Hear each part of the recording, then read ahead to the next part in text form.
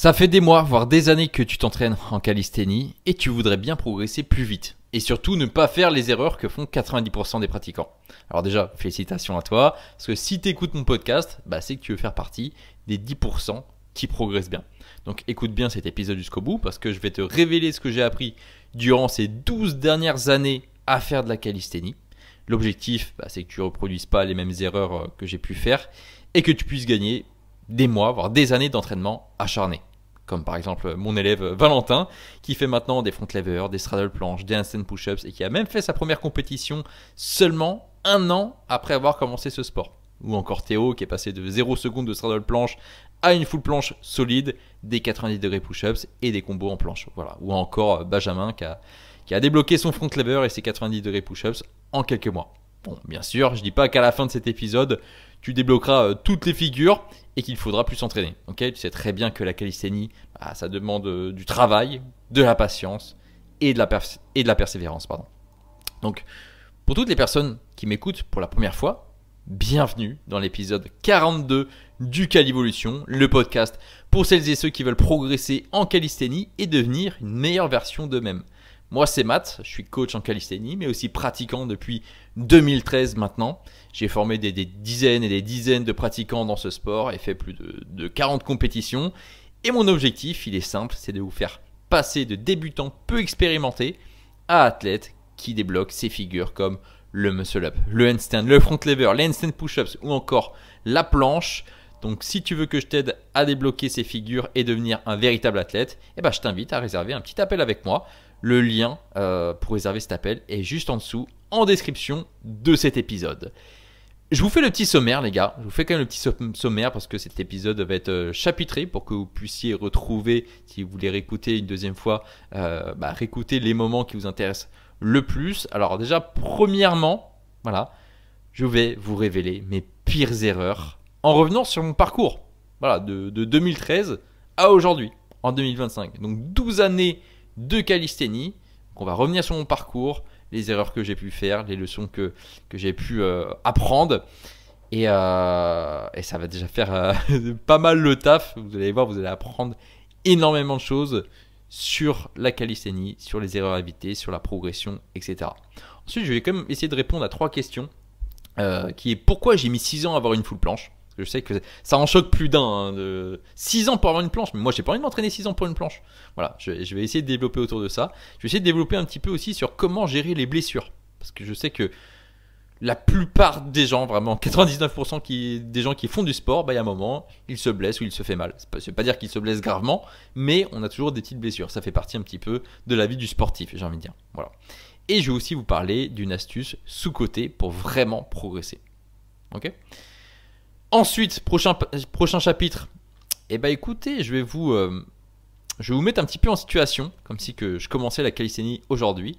Et justement, je vais vous montrer ce que moi je ferais si je devais débuter la calisthénie aujourd'hui en partant de zéro. Alors quand je dis en partant de zéro, c'est en mode, allez, je commence la calisthénie, j'ai entre 5 à 10 tractions et 10 à 15 dips. Voilà, mais j'ai pas de handstand, j'ai pas de muscle-up, etc. D'accord ? Ensuite, on va revenir sur la vidéo qui a fait polémique sur Instagram, la vidéo qui a fait beaucoup réagir, où je parle du front lever, où certes j'ai fait une petite erreur dans mon argumentation, mais où en fait toutes les personnes qui m'ont contredit en commentaire ont totalement tort. Voilà, et je vais revenir là-dessus. En gros, c'était... En fait, j'ai dit, plus vous êtes proche de la barre sur le front lever, plus c'est dur, plus vous êtes loin, plus c'est facile. Bien sûr, c'est à nuancer. C'était juste un extrait de mon podcast. J'en ai parlé très rapidement dans mon podcast. C'était juste pour revenir sur la croyance que le false grip faisait que le hold en front lever. Je parle bien du hold, donc un front lever isométrique. Ok, je parle pas de faire des tractions en front lever, donc des pull-ups, etc. Je disais que avec un false grip, ça rendait le front lever plus difficile. Et on m'a chié dessus. On m'a chié dessus dans les commentaires en mode non, c'est totalement l'inverse. Ok.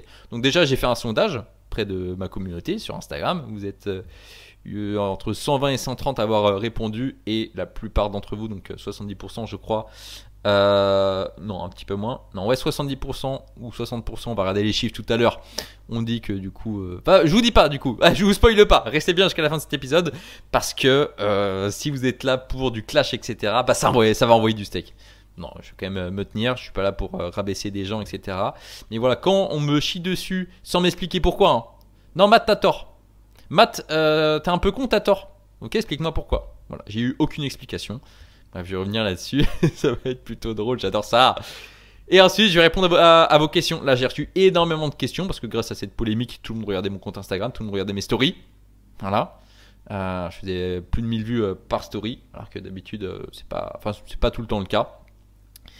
Donc, je vais répondre à vos questions parce que du coup, vous m'avez posé énormément de questions. Le sommaire est passé. On va attaquer directement dans le vif du sujet, les erreurs à éviter en calisthénie. Bien sûr, je vais utiliser mon parcours. Je pourrais utiliser aussi l'expérience de mes élèves, mes expériences de coaching, les expériences aussi des athlètes que je connais. Mais sinon, je vais faire un épisode de 45 heures au lieu de 45 minutes. Et voilà, c'est pas l'objectif. Je vais essayer de faire moins de 2 heures quand même. Parce que dans tous les cas, après, j'ai un appel avec un de mes élèves. Voilà, pour parler un petit peu de son évolution. Donc, je vais être obligé de couper un moment. Donc voilà, si je fais 1h30, déjà c'est très bien. J'arrête de parler. On attaque le vif du sujet. Mes pires erreurs en calisthénie sur mes 12 dernières années de pratique. Voilà. Les erreurs, des erreurs qui m'ont fait perdre des années d'entraînement. Ouais, je sais que c'est un petit peu choquant, mais c'est quand même des erreurs. Alors, je vais vous dire pourquoi en fait il y a du vrai et du faux là-dedans, mais c'est quand même des erreurs qui m'ont fait perdre énormément de temps. Quand je vous ai dit, j'ai mis 6 ans à avoir une full planche.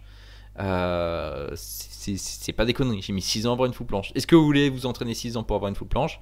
Non, je ne pense pas. Voilà, donc écoutez bien cet épisode jusqu'au bout parce que je vais vous dire pourquoi j'ai mis autant de temps et comment ne pas mettre autant de temps. Ok?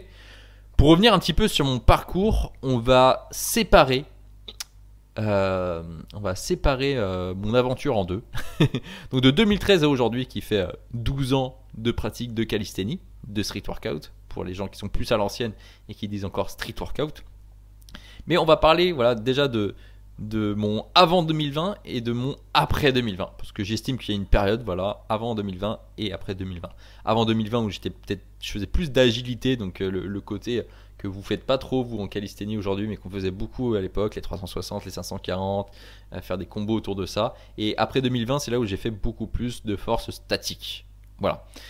Donc je reviens sur mon parcours. 2013, du coup, mon frère me fait découvrir cette fabuleuse discipline qui s'appelle le street workout ou le calisthenics ou encore la calisthénie. À ce moment-là, je fais de la gymnastique dans un petit club en campagne. Voilà, j'ai pas un bon niveau, mais la calisthénie m'intéresse davantage. Donc je commence la calisthénie avec mon frère. J'ai un L-sit. J'ai pas de handstand, j'ai juste des tractions, des dips. Ok, j'ai juste ça, les gars. Alors quand on me dit ouais mais tu faisais de la gym avant, du coup ça a dû être facile. J'avais vraiment un L-sit, des tractions et des dips. C'est tout. Le handstand, j'arrivais à le monter mais je le tenais pas. Je faisais que de marcher sur les mains, j'arrivais pas à le tenir. Voilà. Le muscle up, je ne l'avais pas. Voilà, justement, je l'ai appris en 2013. Mais en 2013, quand je découvre ces disciplines, comme tout le monde découvre une discipline, bah je fais un petit peu n'importe quoi. Je touche un petit peu à tout. Je suis en train de découvrir ce sport-là, donc c'est magnifique. J'ai un très bon souvenir de cette année 2013 et 2014, parce que c'est plus à partir de l'été 2013 que j'ai vraiment commencé cette discipline. Quand je dis vraiment commencer cette discipline, c'est pas en mode ouais j'ai une programmation, je m'entraîne tous les jours, etc. Je suis là pour m'amuser, je suis un gamin les mecs. Et j'ai 14 ans, je suis là pour m'amuser. C'est mieux que la gym parce que je peux m'exprimer un petit peu plus, mais je suis pas là dans une optique d'être champion du monde, etc. Ok ? Donc, en fin de compte, tu peux faire n'importe quoi au début de ta pratique, tu progresses toujours parce que du coup, tu donnes un nouveau stress à ton corps et il va s'adapter à ces nouveaux stress qu'il ne le connaît pas encore. Donc, en fin de compte, je débloque assez vite un petit back lever en quelques mois, un petit back lever. Je débloque un muscle up pas très propre bien sûr, un peu un bras après l'autre, et bien sûr je galère totalement sur tout ce qui est planche, front lever et handstand. Mais j'arrive quand même à débloquer un muscle up et un back lever en 2013.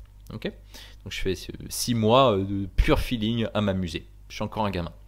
En 2014, c'est là où je fais mes premières compétitions en street workout. Alors bien sûr, mes entraînements se résument à m'amuser sur la barre, à faire de l'agilité. Très clairement, je découvre tout ce qui est muscle up 360, des pass bars, ce genre de choses. Je m'inspire de d'autres athlètes qui viennent surtout de régions parisiennes qui font un petit peu d'agilité comme ça en street workout. Mais en force, je suis complètement nul. J'arrive à peine à poser une straddle planche. C'est mes débuts de straddle planche, mais j'arrive à peine à la tenir. Mon front lever, pareil, à peine à le tenir. Et pourtant, je me lance quand même dans des compétitions. Parce que voilà, mon frère voulait faire aussi des compétitions. On a d'autres amis qui voulaient faire des compétitions. Du coup, on allait en compétition. Donc je crois que mes 2 premières compétitions ont été sur Paris. Et on est allé, pour les gens qui connaissent, le Pull and Push en 2014 et le Freestyle Survivor. Où le Freestyle Survivor, je me démerde plutôt pas mal parce que je sais faire quelques trucs en agilité. Mais en force, rien n'est validé. Si je regarde mes vidéos aujourd'hui là de l'époque, je valide rien. Ma straddle planche, quand elle était tenue, c'est-à-dire qu'elle n'était pas propre. Voilà, quand elle n'était pas tenue, elle était peut-être un peu plus propre, mais elle n'était pas tenue. Il n'y a rien qui était validé. J'essayais des one arm front lever, ça ne servait à rien. J'avais même pas un beau front lever pour vous dire. J'avais juste un L-sit, voire un V-sit. Le handstand qui commençait à tenir, voilà, une fois sur 2, on va dire. Et un back lever. Si, j'ai quand même débloqué le one arm back lever, qui est quand même une figure entre guillemets assez simple, même si on pourrait croire que c'est super dur parce que c'est un back lever à un bras, mais c'est juste des activations qui sont complètement différentes. Voilà. Là, on arrive à 2015. Donc, vous voyez, 2013-2014, c'est du feeling. Je suis là pour m'amuser. Je vais au parc avec les copains. Je débloque des 360, des pass bars. Je m'amuse sur les barres. Je suis là pour me faire kiffer. Voilà, j'ai pas de véritable plan d'entraînement. C'est vraiment du pur feeling. On arrive en 2015. J'ai une straddle planche qui est ok parce que j'en ai fait plus. Tout simplement. J'ai un front lever qui est aussi ok. J'en ai fait plus, tout simplement. Et surtout, je fais de l'agilité. Et je commence à être bon en agilité. Je commence à être bon. Et bien sûr, je suis toujours motivé pour faire des compétitions. Donc, bien sûr, il y a la fameuse compétition King of the Bar au FIBO. Donc, qui s'appelait King of the Bar à l'époque. Maintenant, ça ne s'appelle plus comme ça. Mais vous connaissez très bien, pour les gens qui sont vraiment dans la calisthénie, vous connaissez vraiment bien la compétition au FIBO en Allemagne chaque année à Cologne. Et ben, je l'ai fait en 2015. Vous pouvez retrouver la vidéo King of the Bar 2015 au FIBO. Une vidéo qui a fait 11 ou 12 millions de vues. Je passe au tout début. Voilà, je me fais battre. Je teste une full planche alors que j'ai pas la full planche. Je tiens pas mes figures de force. Je rate mon agilité. Je rate tout. Je manque encore d'expérience. Alors ça fait presque 2 ans que je fais de la calisthénie. Mais faire de la calisthénie, faire une compétition devant plusieurs centaines de personnes, surtout que là, j'ai que 15-16 ans en fait, à ce moment-là, je stresse un petit peu. Voilà. Après, j'ai quand même une compétition que je fais l'été 2015, qui est le Battle of the Bar à Madrid, qui est une de mes plus belles compétitions, parce que c'est là où je suis tombé amoureux de l'Espagne, surtout pour ce sport-là. On a été très bien accueillis, on était vraiment j'ai vraiment été le petit français qui va loin dans la compétition parce qu'il y avait très peu d'étrangers et j'en faisais partie. J'avais fini 3e à cette compétition ou 2e, j'ai un doute. Je sais plus, il faudrait que je retrouve mon trophée. Et là, du coup, j'étais plutôt fort en agilité. J'ai quelques vidéos sur ma chaîne YouTube, vous pouvez aller le voir. La full planche, elle tient pas. La straddle planche, elle est bas de forme, même si elle tient, mais elle est bas de forme. J'ai un V-sit, ok. J'ai un shoulder flag que je tiens. J'ai un back lever que je tiens. J'ai un petit front lever. Franchement, il n'y a rien de validé. Ça fait presque 2 ans que je fais de la calisthénie, je valide rien. Mais je suis très bon en agilité. Du coup, je me démerde. Je me démerde plutôt pas mal. D'accord ? On arrive en 2016. En 2016, là aussi, il y a d'autres compétitions, comme le King of the Bar, mais à Madrid cette fois-ci, et pas au FIBO, à Madrid, où là, je fais un battle en fait contre l'ancien champion d'Espagne qui s'appelait Roger Jiménez, pour les anciens qui connaissent, qui était très fort et qui était surtout très fort en force. Lui, il avait des full planches, il avait des wide planches qu'on appelait surtout maltaise à l'époque, mais qui étaient des wide. Quoique lui, il était peut-être presque en maltaise, il avait des bons front lever, etc. Et une bonne agilité. Et je suis quand même égalité contre lui, et après, au prochain round, il me bat. Et là, pareil, j'ai regardé la vidéo l'autre jour et je n'ai pas de full planche. J'essaie une Victorian, elle est pas droite, je la tiens pas. J'essaie un front lever pull-up bizarre, c'est pas validé. Je ne valide rien en figure de calisthénie, en figure de force de calisthénie, je ne tiens rien. Attends, on est en 2016, j'ai commencé en 2013, je tiens toujours rien. Qu'est-ce qui se passe? Par contre, en agilité, je suis très fort. J'ai un petit move que je nomme matraque. Le matraque, où c'est un move au-dessus de la barre qui fait beaucoup réagir dans cette compétition-là. Je fais des shrimp flip, double 360. Bon, c'est des trucs que j'ai jamais perdu, que j'ai encore en fait. Juste que je refais un petit peu moins. Mais j'étais très fort pour l'époque. Voilà, très très fort. Mais je galère de ouf en statique. Tout ce qui est planche, front lever, je comprends rien. Je n'ai pas de plan d'entraînement, je ne sais pas comment ça fonctionne. Je ne connais rien à l'entraînement. Pour moi, c'est juste tu vas à l'entraînement. Au parc de street workout, je faisais de l'agilité. Et dans mes combos, je rajoutais un petit peu de force. Et j'essayais de tenir. Et c'est tout. Ça se résumait à ça en fait. Seulement à ça. Et je ne connaissais personne qui faisait que de la force. Enfin si, quelques personnes qui commençaient à arriver. Mais je ne savais pas comment ces gens s'entraînaient. On ne discutait pas de ça. Je n'avais vraiment aucune notion de l'entraînement. Voilà. Mais bon, voilà, je suis quand même drivé par la compétition. Et c'est ça aussi qui m'aide à continuer et à aimer ce sport-là. C'est que dans ce sport, on n'a pas que les figures de calisthénie qu'on connaît tous, le front lever, les handstand push-ups, les planches, etc. Il n'y a pas que ça, il y a aussi l'agilité qui me plaît énormément à l'époque. Et c'est ça qui me fait continuer. Voilà. On arrive en 2017, là je commence à grandir un petit peu plus, voilà, 17-18 ans. C'est l'année de mon bac, hein, très, très clairement. C'est l'année où je me demande ce que je vais faire plus tard.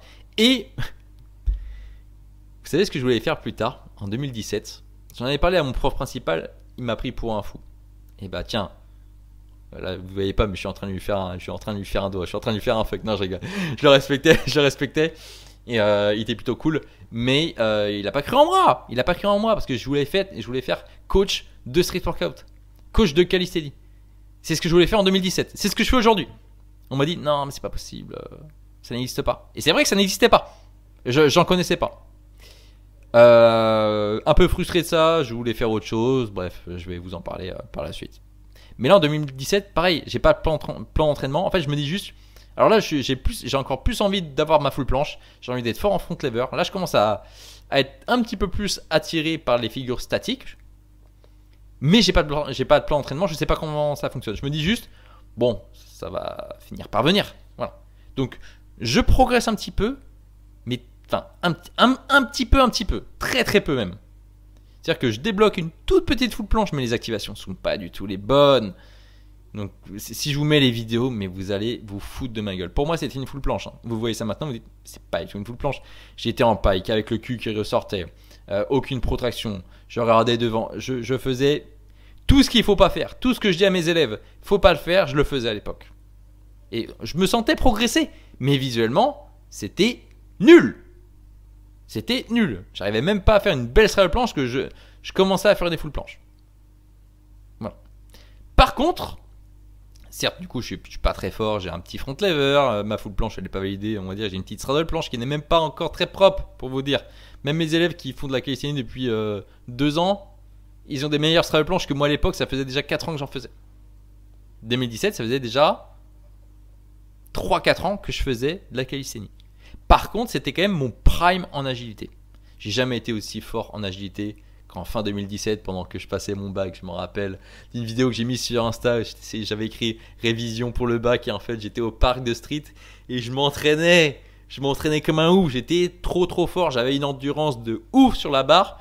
Même Daniel Laizan, je me rappelle, il commentait mes vidéos en mode t'as une endurance de fou. J'avais même, à ce moment-là, les mecs, en 2017, j'avais une vidéo en mon nom sur la chaîne de comment ça s'appelait, la chaîne Street Workout and Calisthenics Motivation. C'était une grosse chaîne qui avait, je sais pas, plus de entre 50 et 100 000 abonnés, qui faisait énormément de vidéos sur des athlètes. Et moi, j'ai eu ma vidéo. Par contre, elle a été mise en non répertorié ou supprimée parce que je ne la retrouve pas.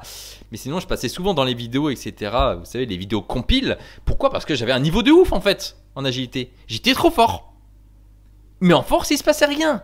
J'avais toujours pas la planche, toujours pas des bons handstand. Enfin, j'avais des petits handstand push-ups. Allez, des petits handstand push-ups. Voilà. En 4 ans, j'ai débloqué 5 handstand push-ups. un petit front lever. J'avais toujours pas la full planche. Pourtant, la full planche ça a toujours été dans mes objectifs. Mais un petit peu dans le déni. Et puis je me raccrochais à ce que je savais mieux le faire, c'est-à-dire l'agilité.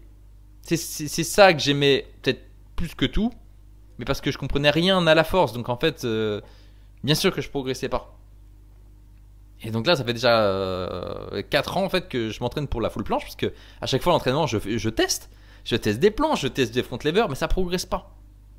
Ça progresse pas. Mais oui, je suis à mon prime en agilité.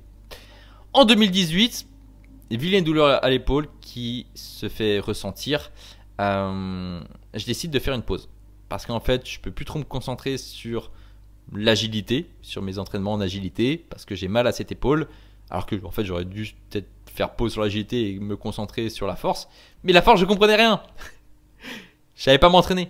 Je connaissais même pas les fondamentaux vraiment classiques de ce sport. D'ailleurs, j'en referai un épisode de podcast, j'en ai déjà fait un, c'était l'épisode 11. C'est celui qui a fait le plus de vues sur Spotify, mais il est peut-être un petit peu désordonné. Donc j'en referai un. Mais je connaissais rien à l'entraînement, les mecs. J'étais une bite. Je comprenais rien du tout. Je faisais juste des trails et les gens qui avaient des full planches à l'époque, de toute façon, c'était des gens. Ils comprenaient pas non plus. Bah, tu testes, tu forces un peu et puis ça va venir. Donc, c'est les athlètes qu'on appelle les élus. C'est ceux qui ont des putains de capacités de base et qui débloquent une planche très très vite. Voilà. Comme en fait, j'ai eu ma straddle planche. J'ai essayé, c'est venu. Sauf qu'il y a un moment, pour passer de straddle à full planche, ça marchait plus comme ça. J'avais besoin d'un vrai plan, d'une vraie méthode que je n'avais pas. Voilà. Donc je décide de faire une pause de quand même de 6 mois, je crois, en 2018, qui a été franchement le pire choix de ma vie, parce que du coup je me suis complètement éloigné de ce sport que j'aimais, même si j'étais toujours un petit peu dedans, je me suis un petit peu éloigné de l'entraînement, et en fait ça m'a frustré un petit peu. Voilà. Donc ensuite je suis revenu. Et ma progression était en dents de scie. J'avais aucun plan, je faisais nimp. J'ai juste redébloqué la straddle planche que j'avais perdue, le front lever que j'avais perdu. J'essayais de faire un peu d'agilité, mais en fait j'avais toujours mal à mon épaule, du coup j'avais du mal à revenir. Là c'était un peu dur, parce que je vivais que pour ça. À l'époque, j'avais pas d'autres projets.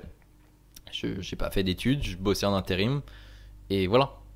Et c'est d'ailleurs là en 2018 que j'ai eu l'idée, qu'on m'a donné l'idée plutôt, de faire une marque de street workout, une marque de calisthénie qui s'appelait du coup SWA, que vous connaissez sûrement, qui était une marque que j'ai fondée vraiment, que j'ai eu l'idée en 2018, que j'ai fondée en 2019 et que j'ai run pendant 5 ans pardon, jusqu'en 2024, jusqu'à l'année dernière. Voilà, avec laquelle on a fait aussi des compétitions, la SWA Cup, le SWA Podcast où j'ai interviewé une trentaine d'athlètes, presque une quarantaine d'athlètes. Bref, on a fait énormément de choses. On a sorti plein de vêtements, j'ai eu plus de 1000 clients et tout. C'était super cool. C'était un peu long, mais c'était super cool. Voilà. Donc en 2018, je me suis peut-être concentré un petit peu plus là-dessus. En 2019 aussi. 2019, c'est là où je sors officiellement la marque. C'est là où je sors SWA officiellement. Voilà. Donc il n'y a pas beaucoup d'entraînement, je bosse beaucoup là-dessus. En plus, j'avais une meuf. Gros big up à mon ex. Non, je rigole. Non mais voilà, j'avais une meuf, donc je faisais beaucoup de soirées. Là franchement j'étais plus en mode ouais je vais tout défoncer à l'entraînement. Voilà, j'étais dans une phase de ma vie où je découvrais qu'en fait putain le monde de la nuit, putain c'est trop bien les gens. Donc mes potes sont en études sup, ils sont dans une grande ville, je vais les rejoindre, on sort et tout. Putain c'est trop bien. L'entraînement un peu moins, de toute façon j'ai une meuf. Et puis je commence à me prendre pour un entrepreneur parce qu'en fait j'ai l'idée de créer une marque. Bon, vous voyez, enfin le maths de 2018-2019, j'ai un peu de mal avec lui. Voilà, j'aime pas revoir toutes ces images parce que pour faire cette vidéo, je suis revenu dans mes archives de stories sur Instagram, mes anciennes vidéos, etc. pour voir tout ça. Et j'aime pas trop le maths parce qu'en fait, il est parti justement un petit peu de l'entraînement. C'est quelque chose qui me faisait du bien l'entraînement et je me suis réfugié peut-être dans autre chose qui était super cool. C'est quand même une bonne période, mais pas ma meilleure période, on va dire. Voilà. Donc 2019, j'en ai un petit peu marre. Du coup, en octobre 2019, donc fin 2019, je décide de m'y remettre plus sérieusement en fait. Plus sérieusement. Je me suis dit, putain, ça fait déjà 5 ans. Ça fait déjà 5 ans que je fais de la calisthénie. Putain, vas-y, j'aimerais bien être fort quand même. J'aimerais bien être bien fort. Donc, je m'y remets un petit peu plus sérieusement. Là, c'est En fait, j'étais frustré de faire des straddle planches de merde, des planches de merde, des frontes de merde. Que je me dis, ok, qualité avant tout. Et là, je redébloque une belle straddle planche. Je reprogresse un petit peu sur la full, sur mon front, etc. Et après, je refais une pause de 2 mois. Pendant 2 mois, je m'entraîne très très peu, je suis irrégulier. Voilà, ça c'était avant 2020 les mecs. Alors comme vous pouvez voir, mes 3 plus grosses erreurs, déjà d'une, c'est que je suis pas régulier. En force. En force. En agilité, je suis assez régulier parce que je m'amuse, je vais souvent au parc et c'est pour ça que je deviens vraiment bon en agilité et que je suis reconnu pour ça. Ok. Pour les figures de force, le front lever, les handstands, les 90 degrés push-ups, les planches, etc. Je suis pas du tout régulier. Des fois, je m'entraîne beaucoup, des fois, je m'entraîne moins. À l'entraînement, je fais juste 2-3 trails de planches et c'est tout. Il n'y a rien qui va en fait. Même si je suis régulier, je fais pas assez de choses. Et surtout, deuxième erreur, je n'ai pas de plan d'entraînement. Je suis en total feeling, donc je fais en fonction de mes ressentis du jour J. Mais en fait, mes ressentis, c'était j'ai pas envie de forcer. C'est ça mes ressentis. J'ai pas envie de forcer, je veux juste faire des 360 sur la barre et laissez-moi tranquille. Mais du coup, j'étais frustré de ça. De ne pas être bon en force. Parce que quand j'arrivais en compétition, je me faisais battre par qui? Par des gens qui étaient bons en force. Et la troisième grosse erreur que j'ai pu faire, c'est de faire cette pause. C'est de faire cette pause sans trouver de solution à mon problème de douleur d'épaule. Parce qu'en fait, j'ai fait une pause de 6 mois, je suis revenu, j'avais toujours la douleur. Bah oui. Il y a un moment, si tu n'essayes pas de résoudre cette problématique-là, ça va être compliqué. Je crois que c'est à partir de 2020 justement que j'ai commencé à consulter un kiné. Il faudrait que je le retrouve, ce kiné était super à Rennes et qui m'a guéri cette épaule-là. Donc ça a mis quelques mois, mais j'avais des vrais exercices à faire, j'avais un vrai plan. Vous voyez? Donc en fait là, j'étais complètement déstructuré. Pas de plan d'entraînement, je suis au feeling. Ok, ça fait 6 ans que tu fais de la calisthénie, Matt. T'as toujours pas la full planche. T'as même pas une straddle planche propre. T'as juste un front lever, t'as pas de front lever pull-ups, t'as pas de touch, t'as rien. T'as rien du tout en fait. Oui, t'es fort en agilité, mais c'est tout. Et moi, ce qui commençait à m'intéresser, c'était les figures de force, les figures statiques. C'est ça qui commençait à m'intéresser. Parce que c'était là où on voyait l'émergence de nombreux athlètes que vous connaissez maintenant, les Livan, enfin voilà, tous les OTZ, etc. Ça vient de 2019-2020. Ils commençaient à voir tout ça. Et moi, j'étais hypé par ça. Putain, c'est ça que je veux. Putain, ça fait 5 ans, 6 ans que je m'entraîne. Faut que je m'y mette sérieusement. Donc voilà mes 3 plus grosses erreurs. C'est que j'étais pas régulier, j'avais pas de plan et j'ai fait une pause sans trouver de solution à mon problème de douleur à l'épaule. Mais, c'est vrai, comme je disais, mis à part ça, je fais ce que j'aime, c'est-à-dire faire de l'agilité. Et je progresse bien là-dedans. Donc, on a l'impression qu'en fait, moi, quand je regarde mon parcours, je me dis, tiens, j'ai fait 6 ans à rien branler. Non, parce que j'ai appris, entre guillemets, à performer en agilité. J'ai fait énormément de compétitions, etc. D'ailleurs, c'est ça, c'est le deuxième point que je veux vous dire, c'est que j'ai fait beaucoup de compètes, donc j'ai gagné beaucoup d'XP. Et c'est pour ça que maintenant, en compétition, pour moi, c'est de l'eau, c'est trop facile. Je me sens bien, je me sens à l'aise. C'est quelque chose dont j'ai besoin de faire en plus des compétitions. Et parce que en fait, j'en ai fait depuis 2014, les mecs. Ça fait 11 ans que je fais de la compète. Ça fait 11 ans que je passe devant des gens à faire mon sport que j'aime le plus au monde, la calisthénie. Ok. Et en 2020, c'est super ce qui se passe. Je bois juste un coup, les gars. En 2020, c'est magnifique. En 2020, pour moi, le street workout en France, il change. Même dans le monde. Il change. Déjà, vous savez, c'est l'époque Covid, etc. Mais déjà, en 2020, c'est l'année où je commence à un peu plus fréquenter des mecs un petit peu, enfin, beaucoup plus forts, des Ivan, Nicolas Carré, Xed, c'est là où je rencontre Ilyes, Onizuka, Nathan, que vous connaissez très bien aujourd'hui. C'est en 2020 que je rencontre tous ces mecs, je m'entraîne avec eux, je fais même des podcasts avec eux, il y a des interviews justement avec Ilyes, avec Onizuka, avec d'autres mecs comme ça. Et là, je m'y mets sérieusement. Là, vraiment, début 2020, je crois dès janvier, je m'y mets sérieusement. Full planche press, front lever touch, front lever pull-ups. Je fais des combos avec tout ça. Je progresse super bien. Là, je me mets un vrai plan d'entraînement. Là, je réfléchis, je note. J'achète mon tout premier tableau blanc où je note mes séances. Je note dans un carnet. Je me renseigne un petit peu plus. Je prends aussi les conseils de tous ces mecs-là, de Livan, de Nicolas Carré, d'Iliès, de Nizuka, de Nathan.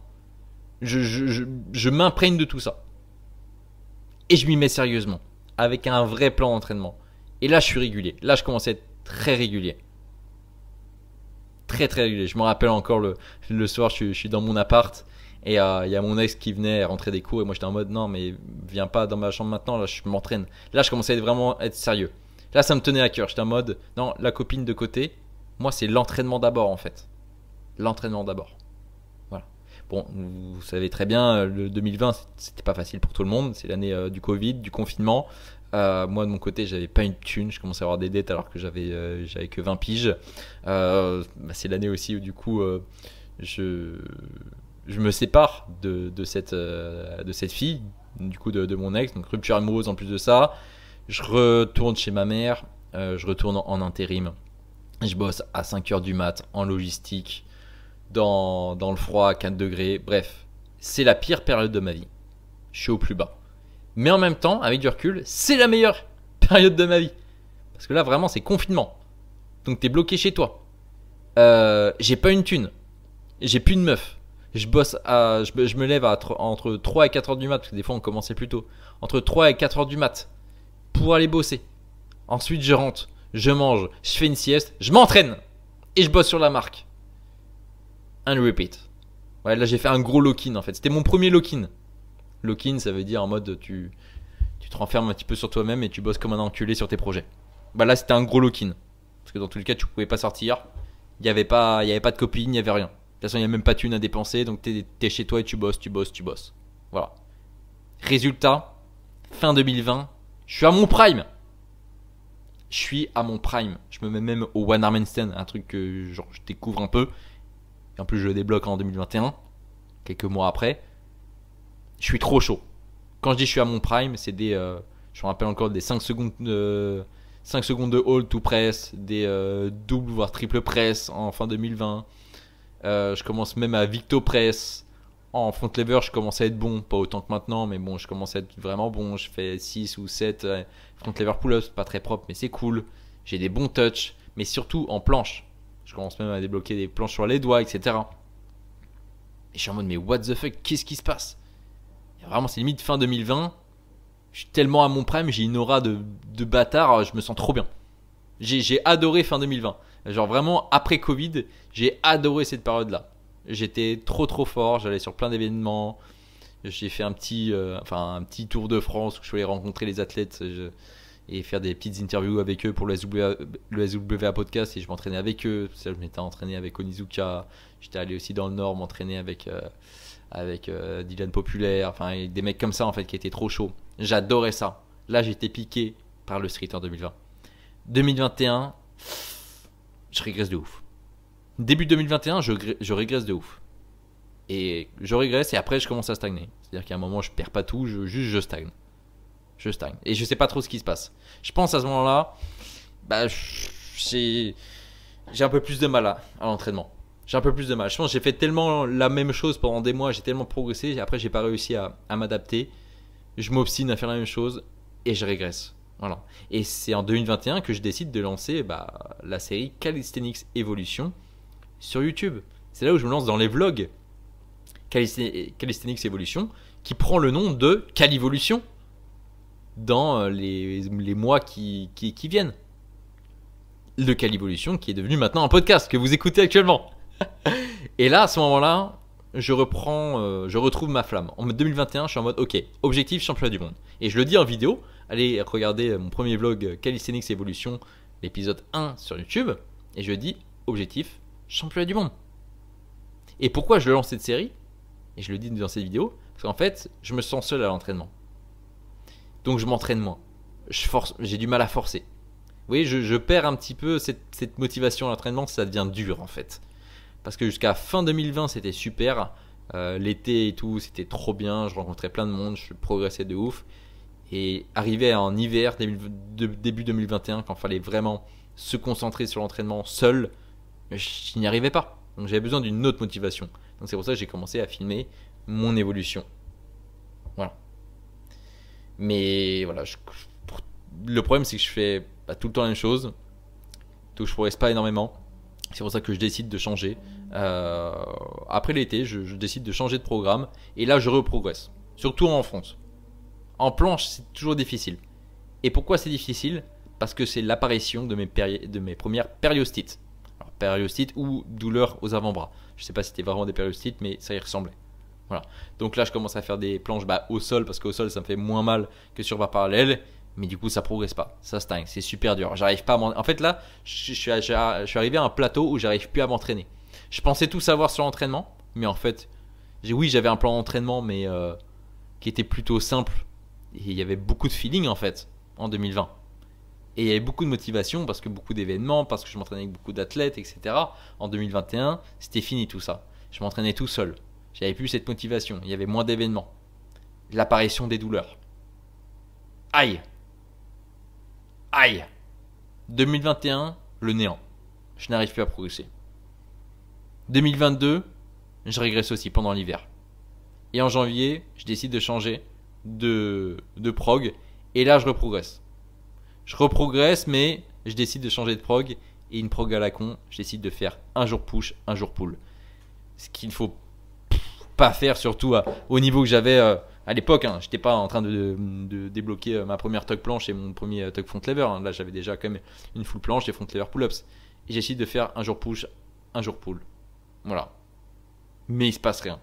Je me rappelle en mars, avril, je fais des planches au sol, mais j'ai le même niveau. Le front lever, c'est la même chose. En fait, là, je m'entraîne pendant des mois, en mode j'essaie de trouver des plans d'entraînement, etc. Mais en fait, c'est pas assez structuré et j'approfondis pas assez les choses. En fait, je me fais surtout des plannings d'entraînement, mais pas des plans d'entraînement. C'est pas des programmations. Vous voyez? Donc là, en fait, ça fait presque un an que je stagne. Je suis au même niveau. C'est-à-dire que là, j'ai atteint mon prime 2021, 2020.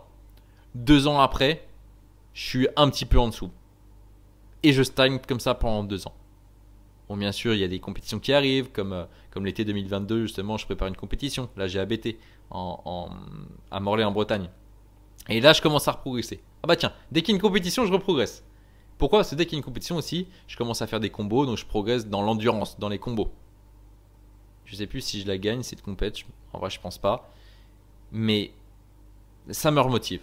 Ça me remotive. Et fin d'été 2022, je suis à mon prime à mon front les mecs. Là en fait je commence à m'intéresser un petit peu plus à l'entraînement. Et ce qui était juste des plannings d'entraînement, là je commence à faire des plans d'entraînement. Donc là je commence à dire il faudrait que je fasse ça pendant l'entraînement. À structurer un petit peu plus les choses. Alors qu'avant c'était assez libre. C'est-à-dire que j'avais 3 à 4 exercices, je faisais ça. C'était pas très structuré. Si je les faisais pas, c'était pas grave, etc. Voilà. Là, je commence à être un petit peu plus sérieux, on va dire.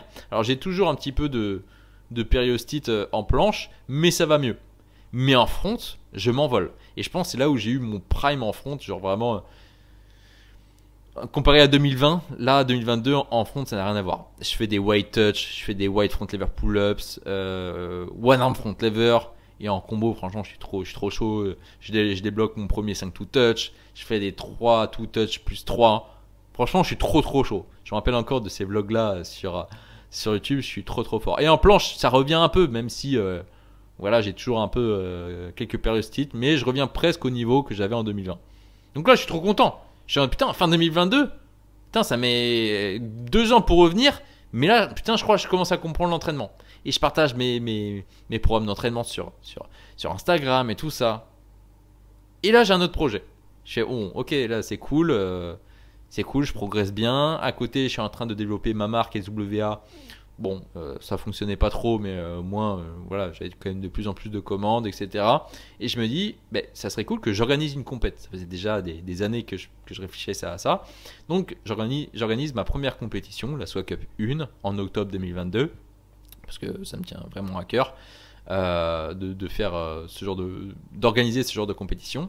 Mais du coup, ce genre de compétition, cette compétition me demande énormément de taf. Mais genre vraiment énormément de taf.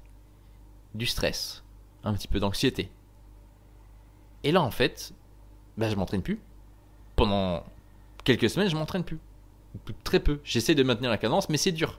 Tout devient dur. Et c'est là qu'il y a un gros crash en fait. Octobre 2022, il y a un gros crash. Je me rends compte que je ne sais plus rien faire. Je suis dégoûté, je suis frustré. Mais vraiment, je suis vraiment dégoûté. On le voit dans un épisode du Calivolution sur YouTube, dans mes vlogs. Je suis dépité, je suis en mode fais chier. Genre j'étais à mon prime et c'est déjà fini. J'avais pas envie de faire l'effort de revenir. Voilà. Bon, j'arrive quand même à reprendre du niveau, mais là, comme je vous ai dit, beaucoup de taf, beaucoup de stress, peut-être de la fatigue. C'est là qu'arrivent mes premières contractures. Au dos. Et oui, contracture à cause du front lever. Même si j'arrive à la gérer en quelques semaines, ça m'empêche vraiment de performer. Donc là, en fait, fin 2022, c'est horrible. Je ne sais plus rien faire. Alors que quelques mois plus tôt, à la fin de l'été, j'étais à mon prime en fonte. Et je revenais en planche. Là, plus rien. En 2023, du coup, je décide d'avoir une échéance qui est un battle, en fait, contre Billy Mando sur Instagram pour les gens qui connaissent. Et on se dit, bah tiens, ça serait cool qu'on se fasse un petit battle tous les deux lors d'un événement, lors d'un rassemblement à Morlaix en Bretagne. Et du coup, bah, c'est ça qui me remotive aussi à bien reprendre l'entraînement.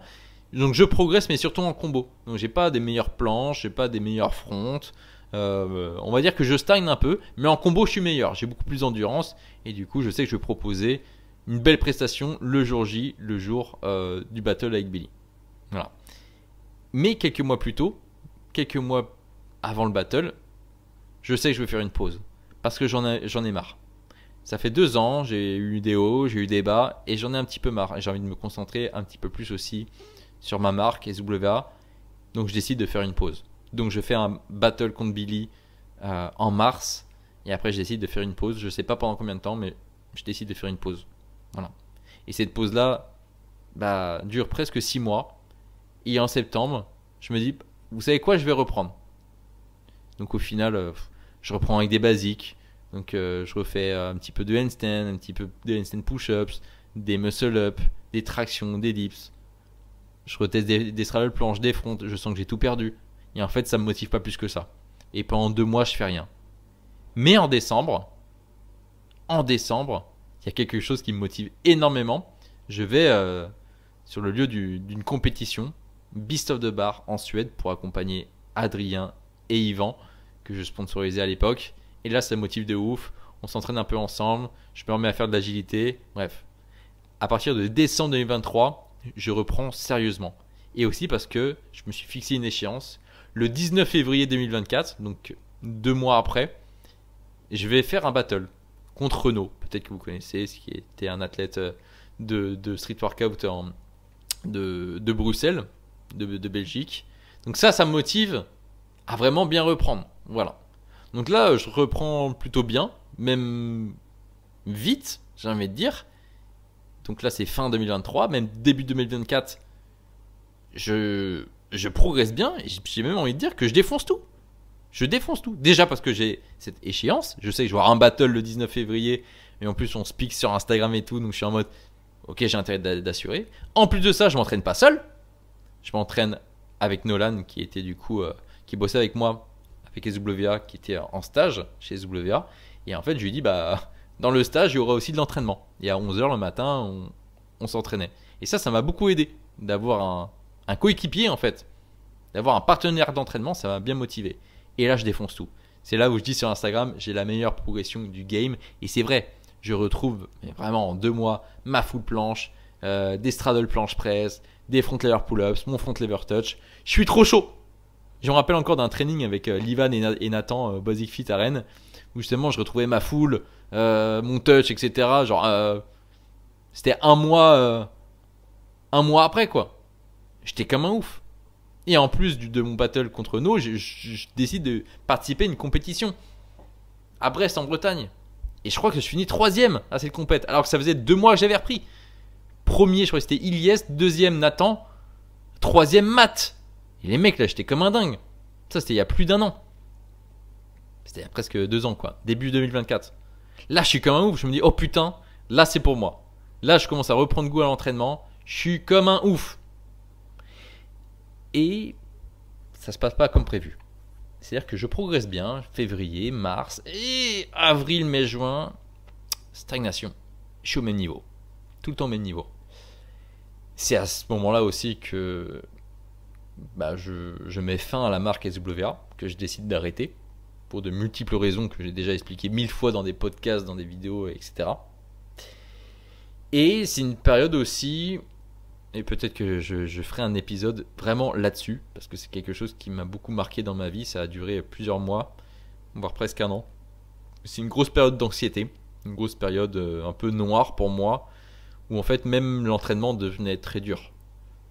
Parce que j'avais des palpitations, c'est à ce moment-là que j'ai arrêté le café d'ailleurs. J'avais peur de forcer, j'avais beaucoup d'anxiété, je me sentais mal à l'entraînement, j'arrivais pas à forcer. J'arrivais plus à m'entraîner, je commençais à avoir plus envie de faire ce sport limite, parce que j'arrivais pas. Et pourtant, je me fixe quand même une échéance pendant cette période où c'est dur, où j'arrête les WA, je me cherche. J'avais même pas l'idée de faire du coaching encore, je voulais vendre des formations. Voilà. Dans le street, hein, toujours en calisthénie, mais je voulais juste vendre des formations. Je voulais pas forcément faire de coaching encore. Donc je me cherche, c'est compliqué pour moi. J'en parle à personne de mes problèmes, donc je suis très très seul dans mon anxiété, dans tous mes problèmes, on va dire. Une période très très noire pour moi. Mais je me fixe quand même un objectif qui est de participer à la GABT, donc une compète à Morlaix en Bretagne fin août. Et les entraînements sont durs. Je suis à deux doigts de chialer dans mes entraînements. Je souffre vraiment. Je souffre plus d'un point de vue psychologique que physique. Les entraînements deviennent insoutenables. Insoutenables. C'est très très dur pour moi à ce moment-là. Et j'arrive à cette compétition, j'ai quand même bien progressé. Parce que j'ai quand même bien préparé cette compétition. Parce que ça me tenait vraiment à cœur. Et je me fais éliminer dès le premier tour contre Eishan, qui est un des meilleurs du monde. Parce qu'il a fini sur le podium à la Scrub, pour vous dire, un an après. Donc je me fais ratiner la gueule. Mais je suis trop content de ce que j'ai proposé. Je suis tellement content que je me rappelle encore, je suis devant le jury, je vois encore Sangohan dans le jury, je vois Jolan et je sais plus qui. Billy, je crois. Et je sais que j'ai perdu. Hein. J'ai pas encore levé. Ils ont pas encore fait le lever de main du gagnant du battle. On est face au jury, on attend. Et je sens les larmes qui montent. Et je suis en mode putain, j'ai réussi. Malgré cette anxiété, cette période noire, j'ai réussi à m'entraîner. J'ai réussi à proposer quelque chose de beau. Et je me rappelle encore me réfugier un peu. J'avais trop envie de chialer. Je me sentais un peu délivré, comme c'est qu'il y a un poids qui était descendu en mode t'as vu Matt, t'as réussi. Malgré toutes ces barrières, malgré cette période compliquée, t'as réussi à proposer un bon truc. Voilà, ça je m'en souviendrai toute ma vie de cette sensation. Voilà. Et ensuite, bon voilà, petite pause, vacances, etc. Puis je me mets encore une nouvelle échéance, fin 2024, la BFC, donc la Bruxelles Freestyle Cup. Où là, du coup, je me remets plus sérieusement à l'agilité. Parce qu'il fallait faire encore plus d'agilité, plus de force. Donc là, je m'entraîne un petit peu plus. Je m'entraîne pas seul non plus. Je m'entraîne avec Théo Younen. Et là, franchement, fin 2024, donc il y a un an là, nouveau prime. Ça a duré, c'était très court. C'était très très court. Mais nouveau prime. Trop fort en agilité. Je reprends des putains de niveaux. Alley whoop, tout 540, tout double 3-6. J'arrive à replacer quelques shrimp flip, sortie salto et tout. En force, je te fais des putains de full planches bien hautes, des presses de ouf, des bonnes victos. Franchement, là, je commence à être trop trop fort. Et là, c'est à ce moment-là aussi où je me lance dans le coaching d'ailleurs. C'est là où j'ai ouvert mon accompagnement de coaching en fait. Voilà. Nouveau prime. J'étais trop trop fort. C'était trop trop bien. Donc fin 2024, franchement, c'était ouf. Puis on arrive en 2025. 2025, un peu compliqué.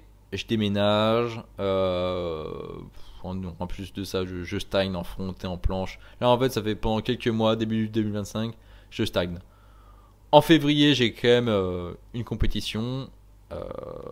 Enfin, en février, en mars, mais du coup, je la prépare surtout en février, qui est la Static Cup. La Barbender Static Cup, du coup, en Belgique. Voilà, à Malines. Je prépare cette compète. je progresse pas trop en front et en planche, mais en combo, oui. Donc en fait, je propose quelque chose de vraiment pas mal. Voilà, vraiment pas mal. Après cette compète-là, je commence à vouloir en fait optimiser un petit peu mes entraînements, mais surtout de réduire le temps des séances. Parce que je me rends compte que je passe quand même beaucoup de temps à m'entraîner pour pas grand-chose. Là, je suis vraiment à fond dans mon activité d'accompagnement de coaching. J'ai vraiment envie de la développer. J'ai besoin de beaucoup travailler. J'ai besoin d'être vraiment très très concentré. Je me dis, ok, donc là maintenant, je vais essayer de réduire le temps des séances, m'entraîner 1 heure à 1h20 et de faire un petit peu plus de volume. Voilà. Fin mars, je suis assez fort quand même. Après la compétition, en gros, 1 mois après la compétition, je suis assez fort. Je fais des bons holds de full planche, des bons holds en front lever touch, je fais des bons front lever pull-ups. Franchement, il y a une bonne progression. J'ai diminué les temps de repos et je progressais. Du coup, j'en parlais à tout le monde, j'en parlais dans mes podcasts. Putain, les gars, truc de ouf, vous faites trop, vous entraînez trop longtemps, vous forcez trop. Moi, je m'entraîne 1 heure par jour. Regardez le volume que je fais et en plus, je progresse. Vous vous rendez compte ? Pourquoi se faire chier à vous entraîner 2 heures par jour 6 fois par semaine? Regardez-moi comment je progresse avec 1 heure par jour 4 fois par semaine. En gros, je m'entraînais 4 à 5 heures, on va dire. Incroyable. Un truc qui me frustre un peu, c'est que je pars en Thaïlande pendant presque 3 semaines. Donc je me dis, aïe, je vais avoir du mal à m'entraîner, il n'y a pas trop de spots là-bas, ça va être compliqué. Donc j'essaie de m'adapter. C'est là où je deviens un petit peu plus fort sur les doigts, parce que du coup, je peux pas m'entraîner partout. Enfin, je peux pas m'entraîner. J'ai pas le matos pour. Du coup, je m'entraîne un peu plus sur les doigts pour les planches. Donc, je progresse sur les doigts. Et en fait, après la Thaïlande, j'ai l'impression d'être encore plus fort. Et quand je reviens de Thaïlande, il se passe quelque chose dans ma vie. Je me sépare d'une autre ex, du coup. En fait, quand tu parles de ta vie en très peu de temps là, t'as l'impression que du coup t'as eu plein de copines, alors que pas du tout. C'était vraiment ma deuxième ex, ma deuxième copine. Du coup, on se sépare après presque 2 ans de relation. À ce moment-là, je lock-in, je me fous dans un bureau, dans un cowork à Rennes, et je fais des journées d'enculé. J'arrive à 8h, je repars à 21h, je bosse, j'arrive quand même à m'entraîner un peu, mais en fait je fais que bosser. Il y a cette rupture, j'ai un bon niveau, mais je progresse pas en fait. J'ai un bon niveau tout le temps, mais je stagne. Parce qu'en fait je suis pas concentré à l'entraînement. Je suis sur Instagram, je m'entraîne le plus vite possible. Allez, ma séance elle sera faite, et après on enchaîne quoi. Donc je stagne. Je stagne en avril, je stagne en mai. En juin, j'ai une échéance. Ah, j'ai les championnats de Bretagne. Donc ça, c'était en juin dernier.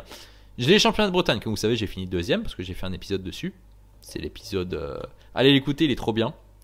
C'est l'épisode 27 où je remporte justement la 2e place dans les championnats de Bretagne. Donc là, je n'ai prépa compète. Du coup, je m'y mets plus sérieusement, mais du coup, je fais plus de combos, etc. Et je deviens meilleur en combo. Donc, je progresse pas trop en force. J'ai pas des meilleures planches, des meilleurs front lever, etc. Mais en combo, je suis meilleur. Voilà.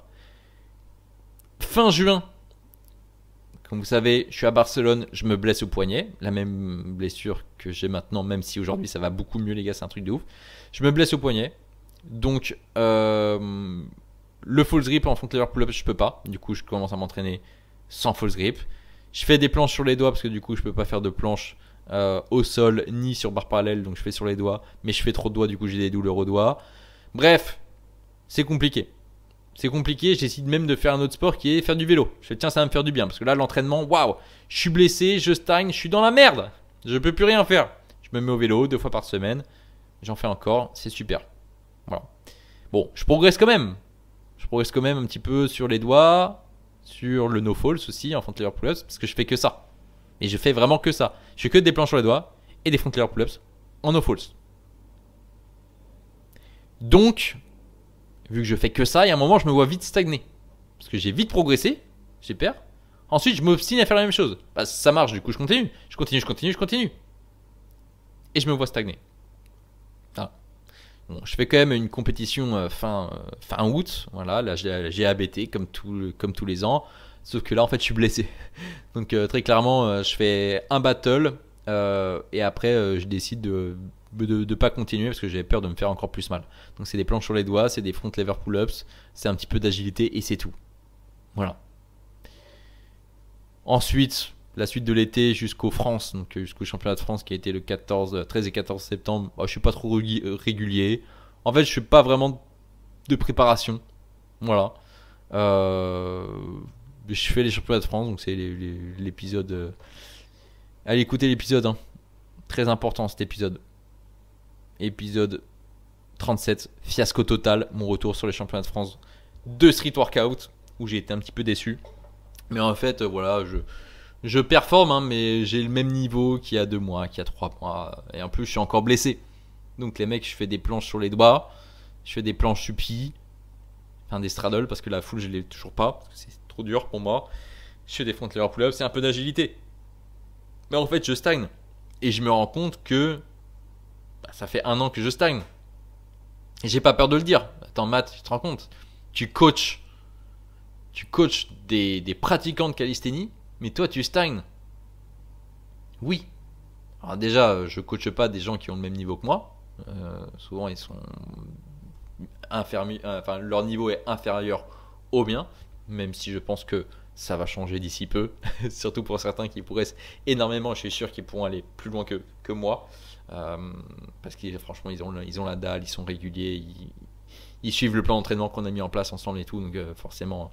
Donc gros big up à Théo, à Lou, à Valentin, enfin à plein de mecs comme ça qui s'en donnent vraiment les moyens et qui ont des objectifs aussi certains de compétition. Donc ça c'est trop bien. Mais moi clairement je stagne. Voilà. Donc en fait là on arrive aujourd'hui, 1er novembre 2025. C'est pas passé grand chose. Voilà. Donc là concrètement, ça fait 2 semaines, j'ai totalement revu ma prog, qui n'allait pas du tout. Je pense que j'étais dans le déni. Dans le déni et obsédé à l'idée de perf sur tel truc, sur tel truc, sur tel truc, et de tout le temps perf sur les mêmes trucs. C'est-à-dire que moi, en fait, mon identité, je pense dans la calisthénie, c'est faire du hold en full planche et faire des front lever pull-ups. Et c'est tout.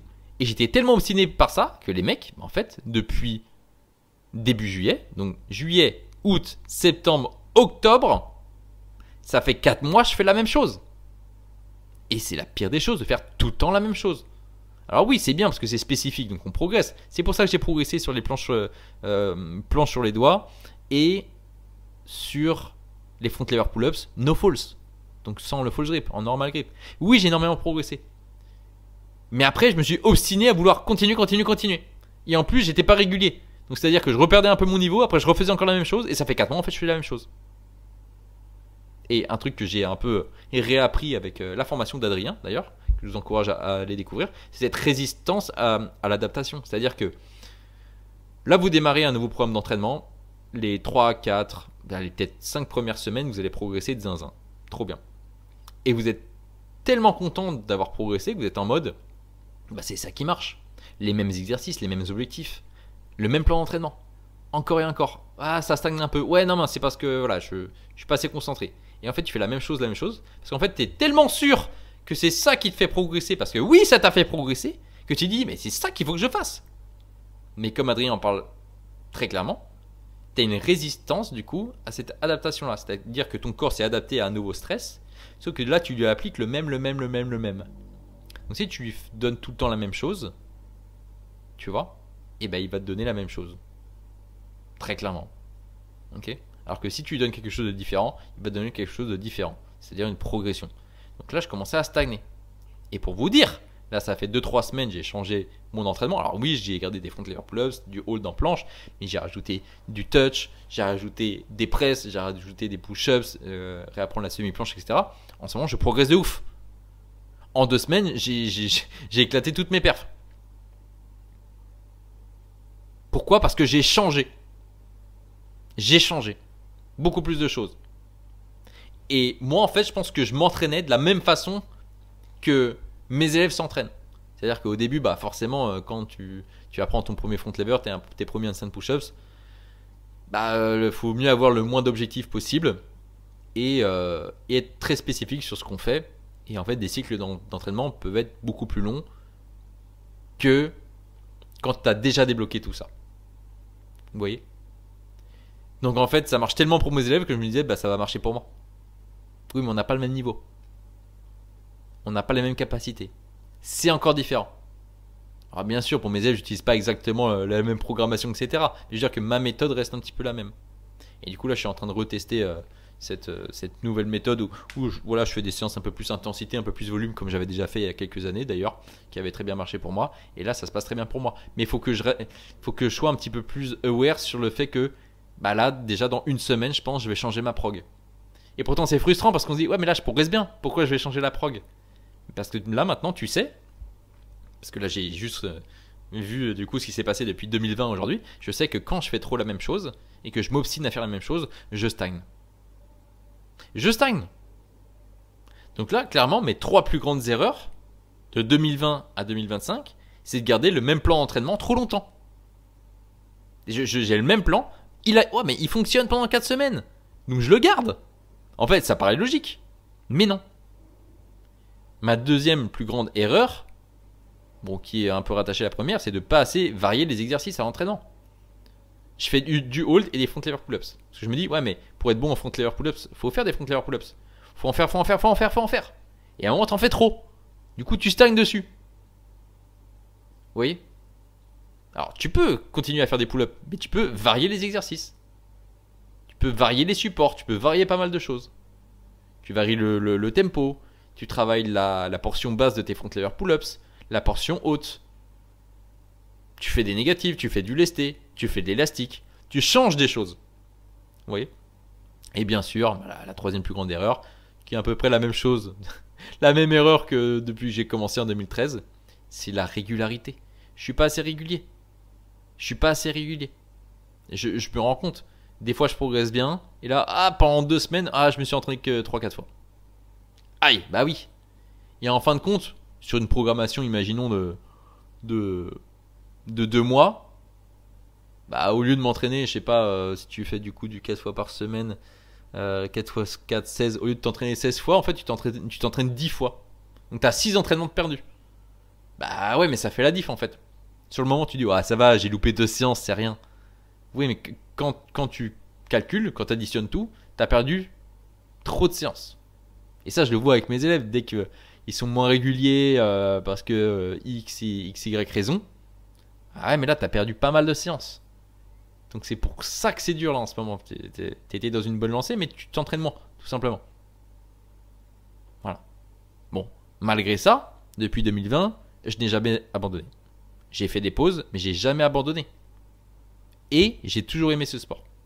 J'ai toujours été piqué, et en ce moment encore plus qu'avant, j'ai l'impression. Je suis encore plus piqué par ce sport, ce qui ne veut pas dire que je vais être le champion du monde et je m'entraîne 6 heures par jour. Mais j'aime tout ce qui est autour. Toute la science de l'entraînement, tous ces petits dramas, toutes les compétitions, la commu, j'aime tout. Vous voyez?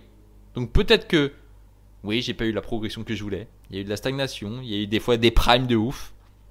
Après c'est revenu à la normale. Des fois j'ai régressé, des fois ça revient. Mais au global, j'ai entre guillemets toujours le même niveau. Donc voilà. Quand je m'y mets plus sérieusement, je suis toujours plus fort. Après des fois ça revient. Là, vous voyez, en ce moment, je suis encore sur une progression de ouf. Voilà. Et voilà, j'ai jamais abandonné. J'ai toujours été là. Vous voyez? Et c'était ça le plus important au final. C'est d'être là. Donc aujourd'hui, très clairement, j'estime peut-être avoir le meilleur niveau en front lever de ma vie. Parce que 8 front lever pull-ups en no falls, c'est un truc que jamais j'aurais pu faire avant. J'ai un putain de touch, j'ai une putain de victo. En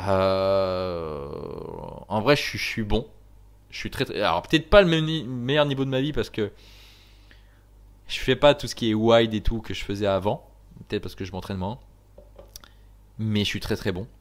Bien sûr, aujourd'hui, je suis toujours blessé au poignet, mais ça va mieux. Donc, tant mieux. J'ai aussi accepté aujourd'hui le fait de faire beaucoup plus de sport. Parce que je sais que j'étais un petit peu dans une... Je pense qu'on est beaucoup comme ça quand on cherche entre guillemets la performance. On se dit ouais mais du coup je vais pas faire d'autres sports parce que j'ai peur de me fatiguer pour mes séances de calisthénie. Et là j'ai accepté le fait de me dire non en fait, c'est quoi, j'ai envie de faire d'autres sports. Et je me suis du coup détaché un petit peu de ce truc là de ouais mais j'ai besoin de mon énergie, de toute mon énergie pour faire mes séances de calisthénie. Et au final ça m'a apporté que du bon. Voilà, que du bon. Donc j'ai enlevé ce truc là, cette croyance là. Je me suis bien sûr remis en question sur ma programmation. Bien sûr. Ça c'est un truc que vous devez tout le temps avoir. Remettez-vous tout le temps en question. Par contre, alors, ne vous remettez pas en question tous les 4 matins. Parce qu'il y a un moment où vous n'avez jamais suivi une prog. Vous avez une prog, vous la faites à fond. Et vous ne la faites pas à fond pendant 6 mois. Faites-la à fond déjà pendant 1 mois. Et ensuite remettez-vous en question. Ajustez. Changez des choses. Ok. Et ce dont je suis le plus fier, c'est vraiment cette relation de toute façon avec la calisthénie que j'ai aujourd'hui. C'est surtout ça qui me... C'est surtout ça qui est ouf, je trouve. C'est cette relation que j'ai avec la calisthénie depuis 2013. Très clairement. Je bois un coup. Ça fait combien de temps aujourd'hui ? 1h05. Bon, les gars, je suis désolé, mais je crois qu'on va pas avoir le temps de terminer cet épisode. Là, clairement, les gars, je pense que le drama dans cet épisode, ça va être peut-être sous le nez. J'ai un doute. J'ai un doute. Quoique. Donc voilà. Pour parler un petit peu des erreurs, la régularité, ne pas avoir de plan d'entraînement ou d'avoir le même plan d'entraînement trop longtemps, ne pas varier assez les exercices, de prendre des pauses trop longtemps sans trouver de solution à votre blessure si vous faites une pause à cause d'une blessure. Sinon, j'ai fait des pauses dans le street qui m'ont fait vraiment du bien. Hein. Vraiment, en 2023, j'ai fait une pause que je voulais vraiment faire. Et ça m'a vraiment fait du bien de faire cette pause. Voilà, je dis pas qu'il faut jamais faire de pause. Mais si vous faites une pause parce que vous êtes blessé en mode bah du coup ça va revenir à la normale, vous faites une erreur. Ne faites pas rien. Okay, allez consulter au plus vite. Et ayez un vrai plan pour revenir à l'entraînement le plus vite possible. Donc un vrai plan de remise en forme, enfin de rééducation. Ok.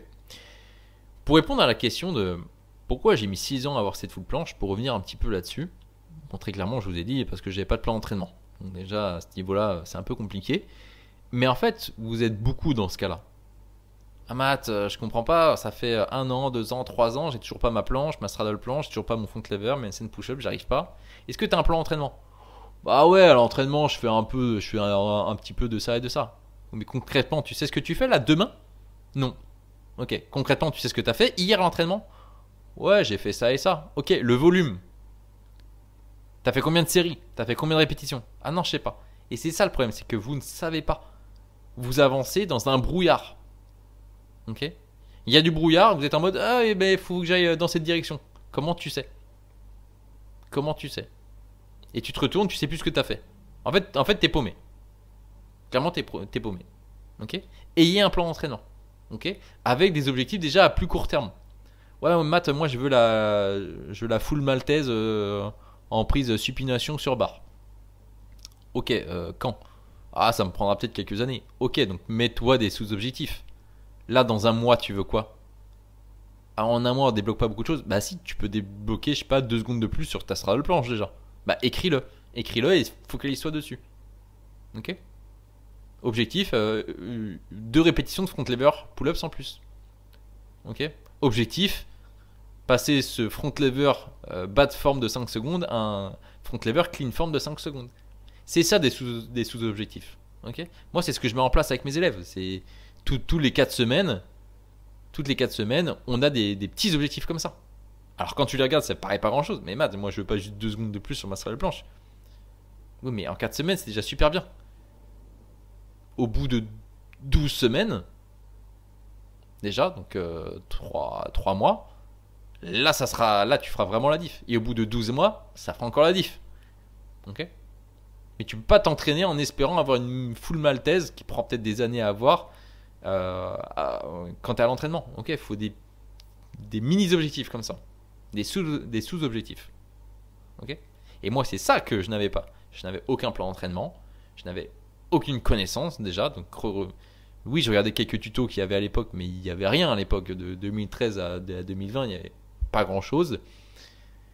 Donc, j'avais aucune régularité. J'avais pas de planning d'entraînement et pas de plan d'entraînement. Quand vous avez ça, ça fait la diff. Comme par magie, j'ai envie de dire, quand j'ai un élève qui avait aucun plan d'entraînement, aucun planning, arrive dans l'accompagnement, on lui met un planning et un plan, et il doit me noter combien de séries il fait, combien de répétitions, combien de temps sous tension. Ah bah comme par magie, ça progresse. Je suis pas un génie les mecs, hein. Je dis pas ça. Hein. Je suis pas un génie. C'est le simple fait de mettre le plan d'entraînement en place. Alors certains vont dire, bah attends, ils sont cons d'aller voir un coach pour ça, ils ont qu'à le faire eux-mêmes. Bah faites-le. Faites-le. Pourquoi quand je vous parle sur Instagram, vous n'avez pas de plan d'entraînement? C'est parce que vous pouvez pas le faire tout seul, vous n'avez pas idée de le faire, ou peut-être que vous ne savez pas le faire tout seul. Et c'est totalement légitime. J'ai mis 6 ans à en faire un. J'ai mis 6 ans. Voilà. Pour ce qui est des blessures, justement, comment gérer les blessures? Là, très clairement, il faut consulter au plus vite un professionnel de santé. Vous avez mal à l'épaule, allez chercher un spécialiste dans l'épaule. Poignet, spécialiste du poignet. Coude, spécialiste du coude. Ou, je sais pas, vous allez voir un kiné qui connaît la calisthénie, qui connaît la gymnastique, qui connaît la musculation, qui connaît des sports comme ça. Des fois, vous allez voir des kinés de Gérard, 55 ans, qui en fait, kiné pour des personnes âgées, il voit ce que vous avez. Mais bah, arrête de faire ton sport. Arrête de faire ton sport. Et je peux pas lui en vouloir à Gérard, parce qu'en fait, il en sait rien, tu vois. Il est complètement dépassé.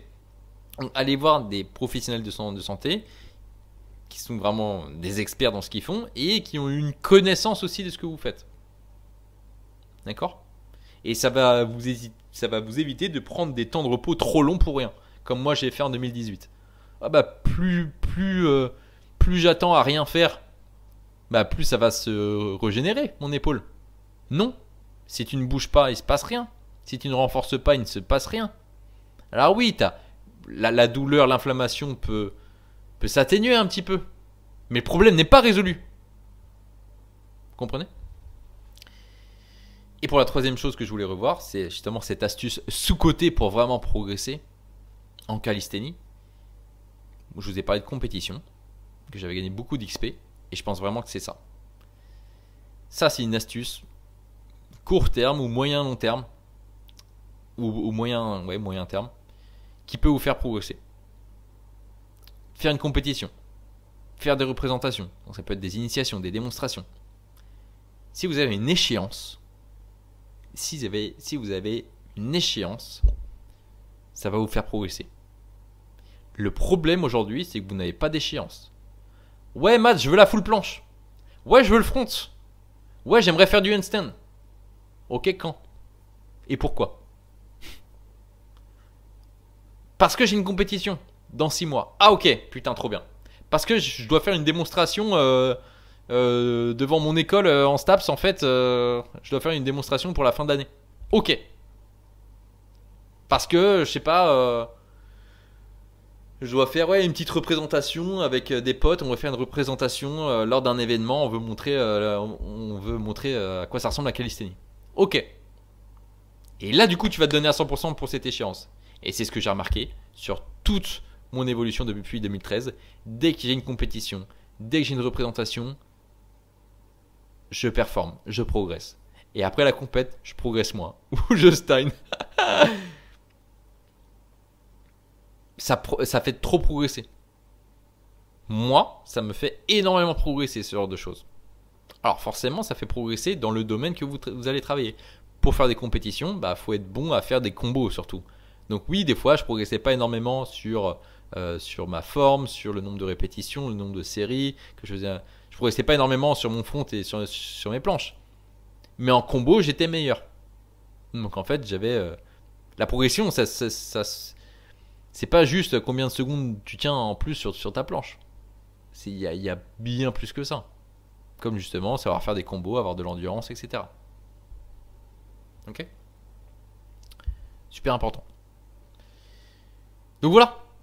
Si tu veux pas refaire les mêmes erreurs que moi et que 90% des pratiquants, et que dans 3 ans, dans 5 ans, ne pas avoir évolué, ou même pire, avoir régressé, si tu veux pas non plus être ce mec tout le temps blessé, ce mec tout le temps dans le doute, qui ne sait pas trop ce qu'il fait à l'entraînement, qui n'ose même pas dire à ses proches qu'il fait de la calisthénie parce qu'en fait t'as pas encore atteint le niveau que t'aimerais avoir, du coup t'as peur de leur montrer des choses en fait que tu ne sais pas trop faire. Voilà. Bref, si t'as pas non plus envie d'être ce mec qui abandonne, bah, tu peux passer aussi à l'action dès maintenant. C'est pour ça que là, dès maintenant, je peux t'offrir un petit appel avec moi, dans l'objectif qu'on trouve enfin une solution pour te faire débloquer tes figures, dans de bonnes conditions, avec un vrai plan pour les prochains mois. Ok? Je parlais de plan d'entraînement justement à l'instant. Et comme ça, tu sais que bah, dans les 6 mois qui viennent, bah, tu auras des vraies choses à montrer. Un vrai front lever, un vrai muscle up, des vrais handstand push-ups, une vraie planche, etc. etc. Ok? Donc moi je vous propose ça. Pour prendre l'appel avec moi, bah, qui est totalement gratuit, hein, vraiment ça vous engage à rien les mecs, voilà, c'est totalement gratuit. On voit si on peut travailler ensemble, on voit si je peux vous proposer une solution qu'elle soit gratuite ou payante. Ok? Y a pas de... C'est pas un appel où je vous vends quelque chose, d'accord? Bah, si vous voulez cet appel, vous avez juste à cliquer sur le lien qui est en dessous de cet épisode, ok, en description. Comme ça, tu seras renvoyé vers mon agenda où tu pourras prendre prendre le créneau qui t'intéresse. Ensuite, tu auras juste un petit questionnaire à remplir. Ça prend vraiment 1 minute max, ok. Puis tu recevras un mail avec le lien de la visio Google Meet pour prendre un appel avec moi, ok. C'est très simple. Voilà. Je bois un coup parce que là, putain, ça fait déjà une bonne heure.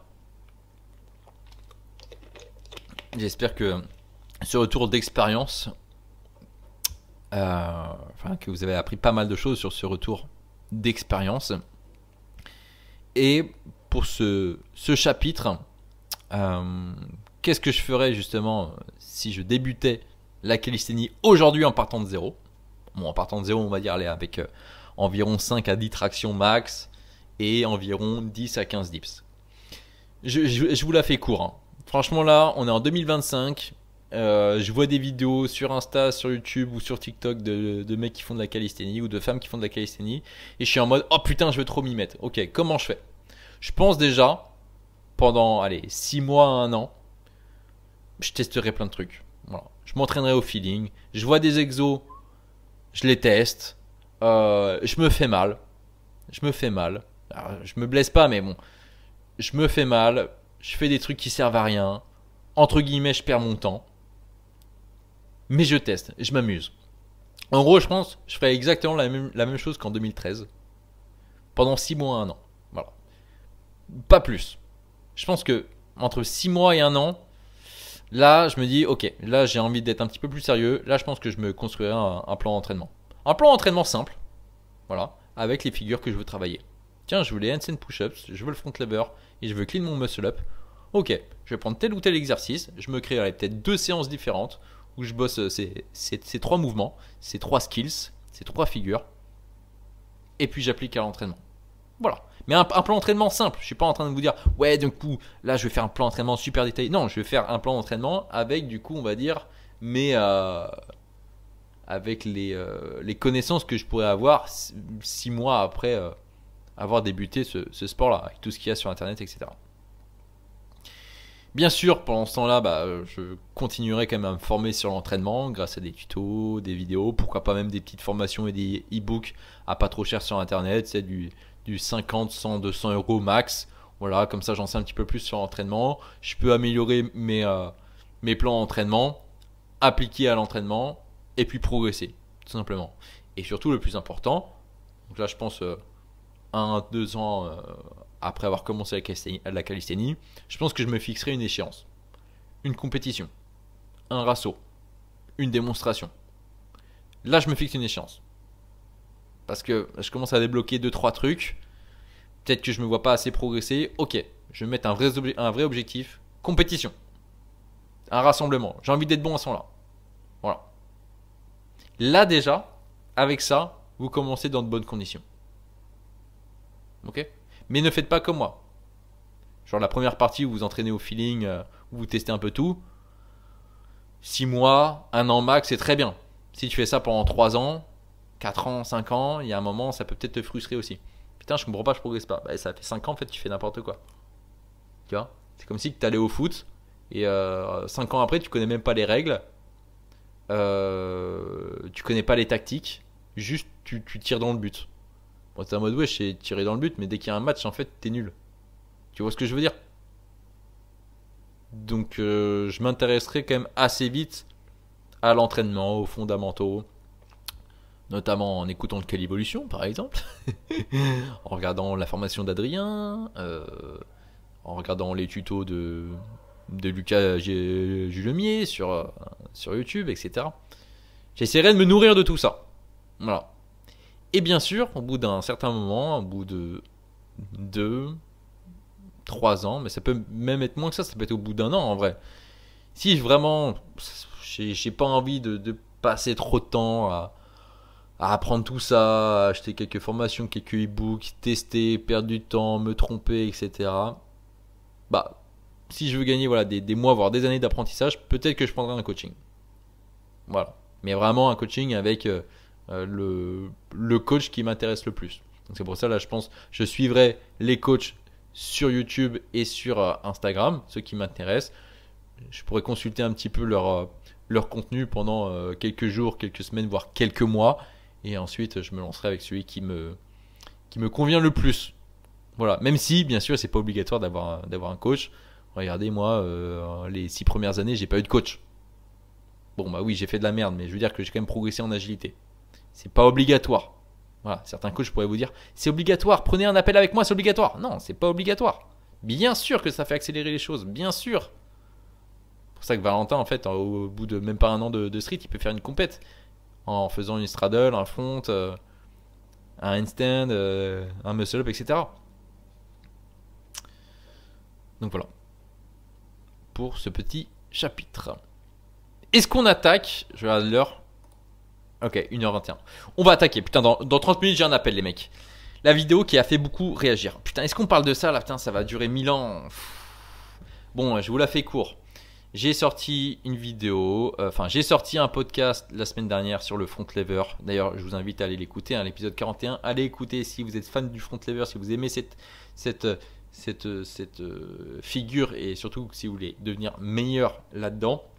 Allez écouter ce podcast. Je reviens vraiment sur l'histoire du front lever de 1936 à aujourd'hui. Je retrace tout. Je retrace les records du monde, l'évolution de ces 10 dernières années et pour moi, quels sont les meilleurs exercices, les meilleurs plans d'entraînement, les meilleures tactiques, etc.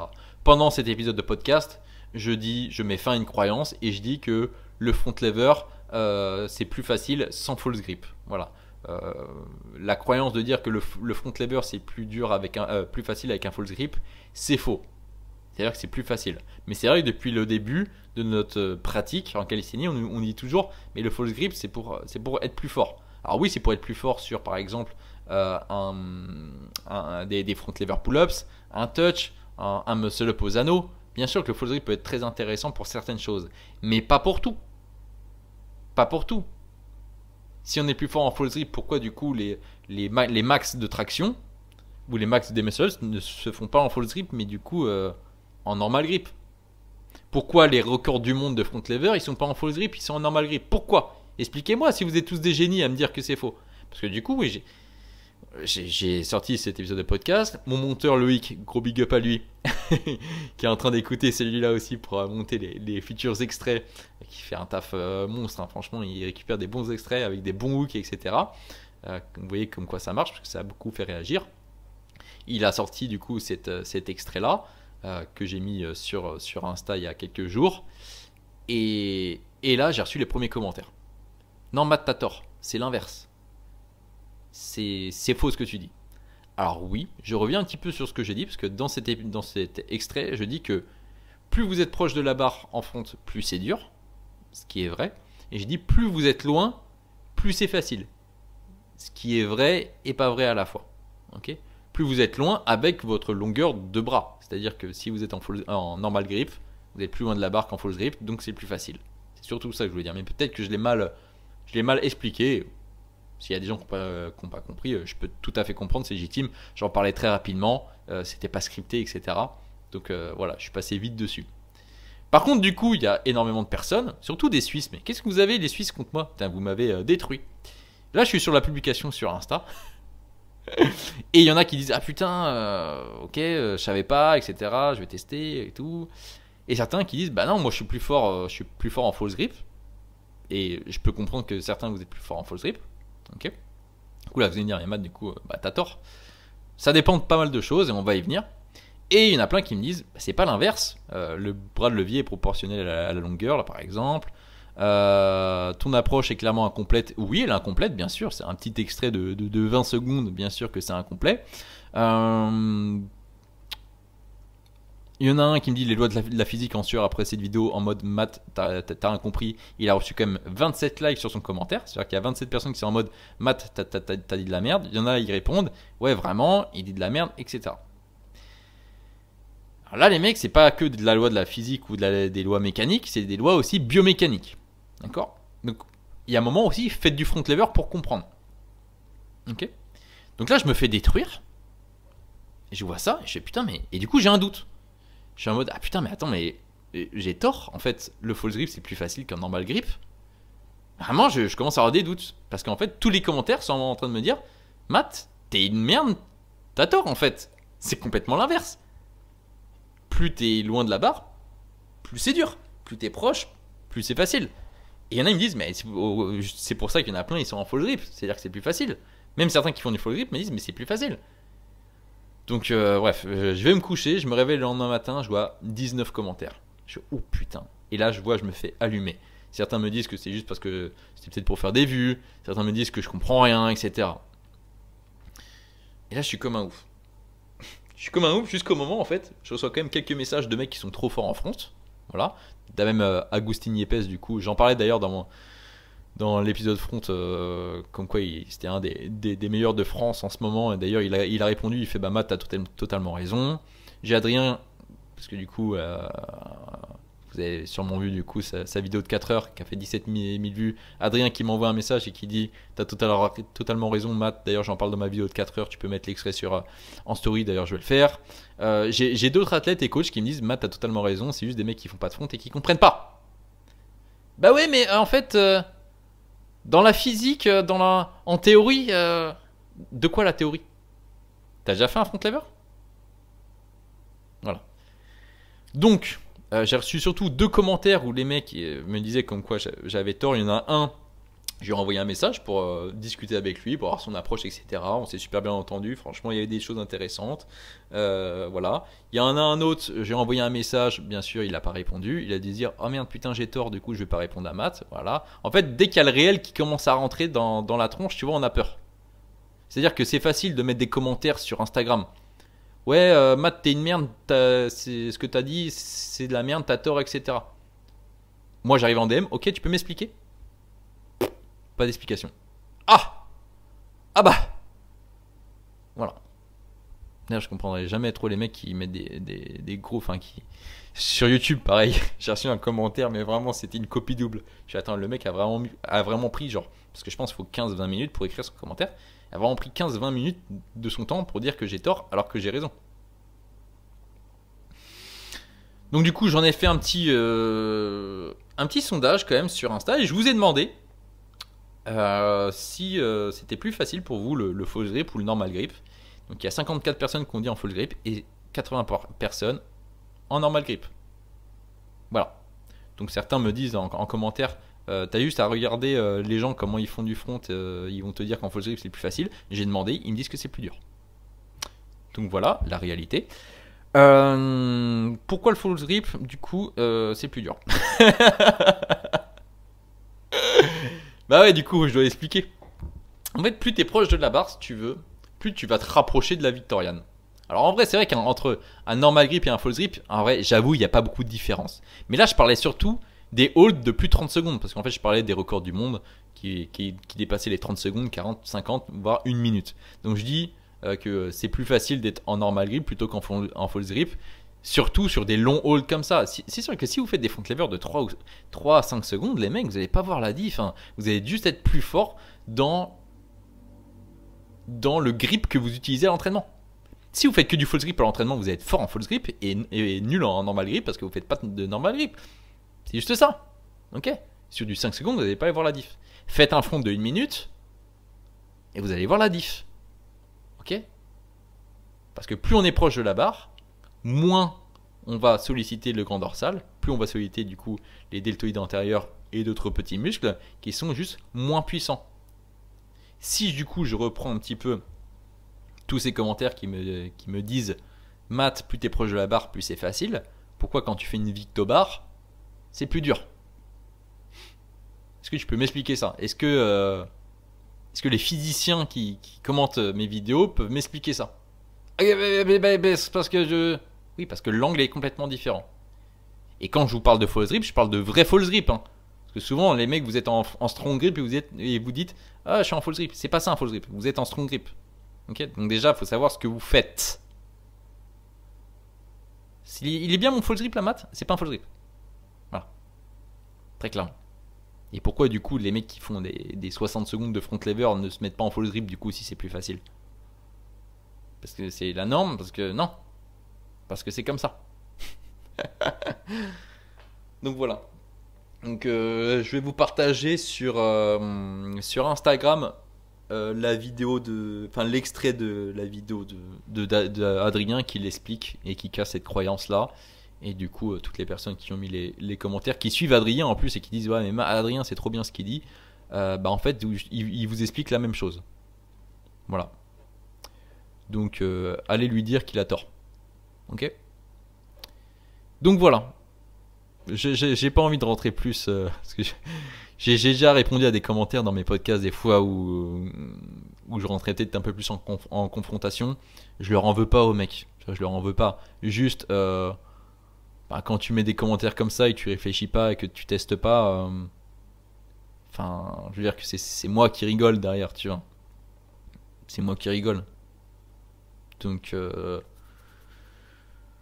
Donc voilà, vous avez tort et tous les mecs qui font du front vous le disent. Voilà. En fait, c'est pas que moi, tu vois, genre c'est tout le street game, tous les mecs qui font du street depuis 5 ans et plus, ils vont vous dire que oui, c'est plus dur. Bien sûr, si ça fait 2 mois que tu as découvert la calisthénie et qu'en fait t'es ingénieur, t'as fait maths sup et en fait d'après le cosinus de je sais pas quoi, en fait ça fonctionne pas, oui mais ça marche pas comme ça. Si tu veux, ils ont confondu. En fait, ils se sont dit, ouais, mais l'épaule, c'est comme un moteur.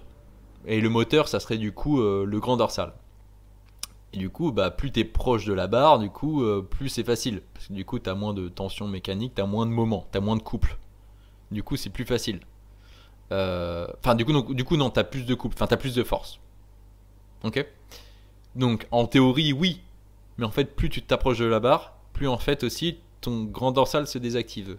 Parce qu'il y a un angle où il est vraiment fort. Comme votre biceps. Quand votre biceps est totalement tendu, il est moins fort que quand il est contracté à moitié.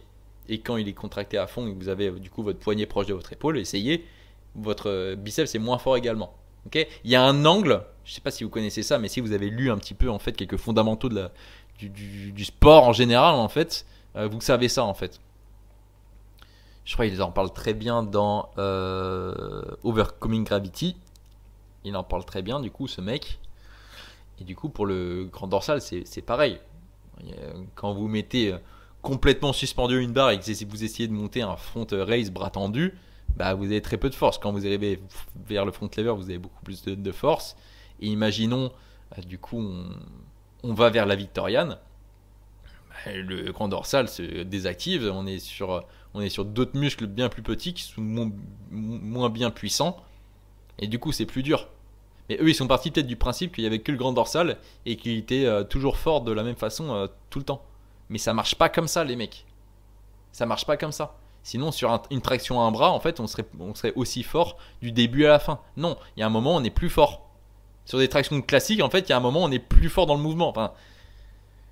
Mais en fait, pour faire ça, faut faire du street, en fait. Voilà. Faut faire du street. Ok ? C'est pas un simple moteur. C'est pas de la mécanique, quoi. C'est de la biomécanique. C'est différent.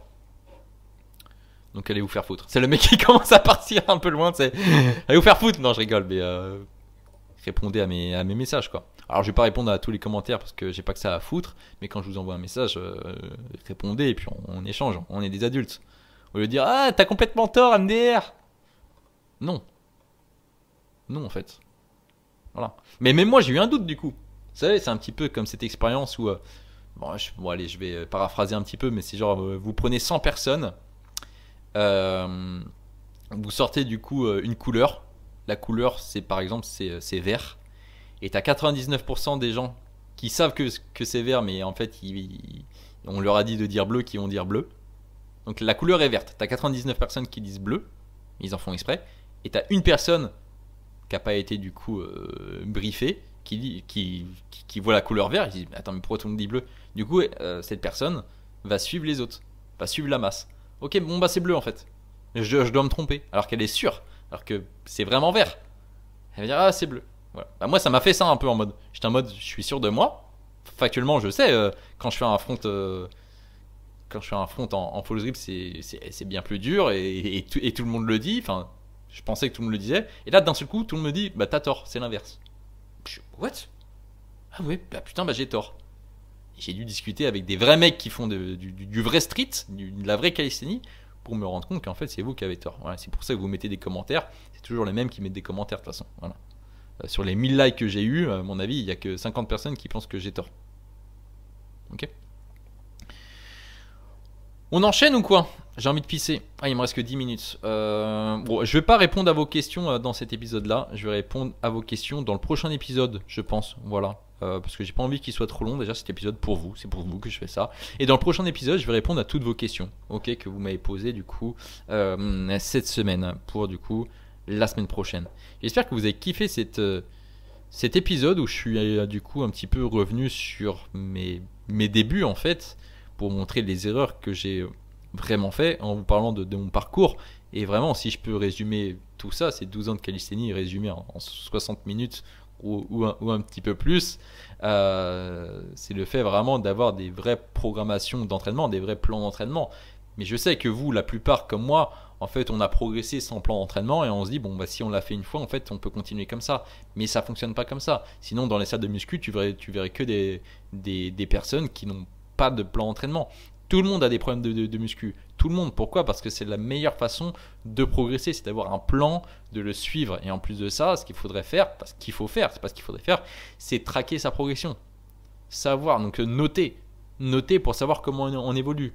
En plus de ça, changer cette programmation, sans changer ce plan d'entraînement. Moi, c'est l'erreur que vous voyez que j'ai fait encore les derniers mois, de m'obstiner à me dire ce plan d'entraînement là, il marche. Parce que pendant 3 semaines, j'ai progressé de ouf, donc je le continue. Mais il y a un moment, il va plus fonctionner, d'accord? Donc vous pouvez garder quand même la même structure, mais au pire, changer les variations. Prenez des variations différentes. Je vous prends un exemple. Vous faites des handstand push-ups contre le mur, vous progressez bien, à un moment, vous stagnez. Ok, bah faites des pike push-ups pieds surélevés en changeant, je sais pas, en stationnant 2 secondes en bas. Ok? Vous faites des pike push-ups lestés. Vous faites des essais des handstand push-ups sans le mur. En fait, pour un seul et même objectif, qui est des handstand push-ups, on peut faire énormément de variantes d'exercices. Ok? Sans être complètement à côté de la plaque. Ok? Comme le front lever. Ouais, Matt, je travaille le touch en ce moment. Qu'est-ce que je peux faire? En fait, je sais pas, tu peux faire du hold en one leg sur 2 choses, tu peux faire des raises, tu peux faire de l'élastique. Tu peux te lester. En fait, tu peux faire différentes choses en changeant l'intensité, en changeant le volume, en changeant les variantes. Change de prise. Au lieu de prendre une grosse barre, prends une petite barre. Enlève ton full grip et travaille-le en normal grip. Il y a énormément de choses à changer en fait. Voilà. Moi, je suis en train de changer tout ça en ce moment. Je me dis, mais oui, c'est vrai, en fait, on a tellement de possibilités dans ce sport et on se restreint à faire la même chose tout le temps. Vous n'avez pas remarqué? On fait la même chose tout le temps, on suit les normes, on fait des planches et des front levers et des handstand push-ups. Alors oui, c'est cool parce que du coup, c'est entre guillemets, c'est ça qui caractérise nos sports. Mais vous pouvez changer les grips, les supports. Ne soyez pas comme tout le monde. Ok, Matt, j'ai envie de faire des handstand push-ups, mais j'ai envie de faire des handstand push-ups en pronation. Oui, personne ne le fait, faites-le. Soyez bon là-dedans. Si vous kiffez, faites-le, let's go. Ah, Matt, j'ai envie de faire des planches, mais que sur les doigts, moi. J'ai pas envie de faire sur barre parallèle comme tout le monde. Bah fais-le. Trop bien. Tu peux faire ça. Le front lever, j'ai envie de le faire sur anneau. Et fais-le sur anneau. Tu vois? T'es pas obligé de faire comme tout le monde. T'es pas obligé d'avoir ta grosse static bar chez toi et faire des front levers dessus. Tu peux changer. Ok? Et là, justement, moi, c'est quelque chose que j'aimerais. C'est pouvoir, entre guillemets, être bon partout. Sur différents supports. Parce que j'aime ça, en fait. J'ai l'impression de redécouvrir la calisthénie à chaque fois. sur différents supports et c'est ça qui me fait plaisir aussi. Voilà. Donc on fait entre guillemets à peu près la même chose qui est des planches, des front levers, des handstands, des muscle up. Ok, le street, la calisthénie tourne autour de ça, mais en fait ça tourne tout le temps, toujours. Ah, ça tourne tellement autour de ça que changer des détails. Ok, moi c'est ce que je commence à faire un petit peu avec mes élèves. Si on change un petit peu, bah, même dans les exercices, on a des exercices ils me disent putain mais jamais j'aurais pensé faire ça. Oui. Et on est là pour varier un petit peu les choses. Ok. Et mettez-vous des échéances. Putain mais ça c'est super important. Participez à des compétitions. Je sais qu'il n'y en a pas beaucoup, mais participez à des compétitions. Faites des démonstrations. Quand il y a des rassemblements dans vos régions, allez-y et montrez le meilleur de vous-même. Ça vous met une échéance et du coup, je ne sais pas si c'est dans un mois, dans 2 mois, et bah cette période-là de 1 mois ou 2 mois, vous allez vous entraîner comme des dingues. Vous allez trop kiffer, vous allez avoir une échéance, vous allez trop progresser. C'est pour ça que j'adore les compétitions. C'est les moments où je progresse de ouf, les compétitions. J'adore ça. Voilà. Et surtout, kiffer quand même vous entraîner. On n'est pas là non plus pour devenir les meilleurs du monde. Okay, on est là pour performer à notre humble niveau avec nos humbles capacités. On ne veut pas s'entraîner 6 heures par jour. On ne veut pas s'entraîner 7 jours par semaine. Ok. Donc kiffer le processus. Et pour ça, varier un peu les exercices de temps en temps. Ok. Ne faites pas tout le temps la même chose. Même si oui, mais ça marche. La maths, ça fait 3 semaines, j'ai un programme qui marche de ouf. J'ai pas envie de le changer. Bon bah, fais encore une semaine ou deux, mais après, oui, si, il faudra le changer. D'accord. Voilà ce que j'ai pu apprendre de mes 12 dernières années de calisthénie. Je pense que j'en ferai peut-être une vidéo sur YouTube dans 2-3 ans quand j'aurai fait 15 années de calisthénie. J'en ferai une belle vidéo YouTube bien montée avec mes plus grands conseils en revenant un petit peu sur mes épreuves, sur mes erreurs, sur les plus beaux moments de ma carrière, etc. Mais voilà. En plus de ça, avant de vous kiffer, ouais, parce que je vous kiffe de ouf, avant de vous quitter, pardon, vous pouvez toujours prendre un appel avec moi, le lien est en description. Pas de stress les mecs, je suis pas là pour vous vendre je sais pas quoi. Déjà, je suis même pas sûr de pouvoir vous aider. Là en fait, vous m'écoutez, mais moi, je sais pas qui vous êtes. Je sais pas si vous avez besoin de moi. Je sais pas de quoi vous avez besoin. Je connais pas votre niveau, je connais pas vos problématiques. C'est pour ça que j'ai envie d'en parler avec vous en appel, ok, pour vous trouver une solution, qu'elle soit gratuite ou payante. Il y a des gens que j'ai pas pris dans mon accompagnement de coaching parce que j'estimais qu'ils avaient pas besoin de moi ou parce qu'en fait ils avaient peut-être pas encore le niveau pour rentrer, du coup je les ai renvoyés vers autre chose, je les ai conseillés avec autre chose. D'accord. Donc prenez cet appel si vous voulez passer au niveau supérieur. Et nous on se dit à la semaine prochaine dans le 43e épisode de podcast. Ciao tout le monde.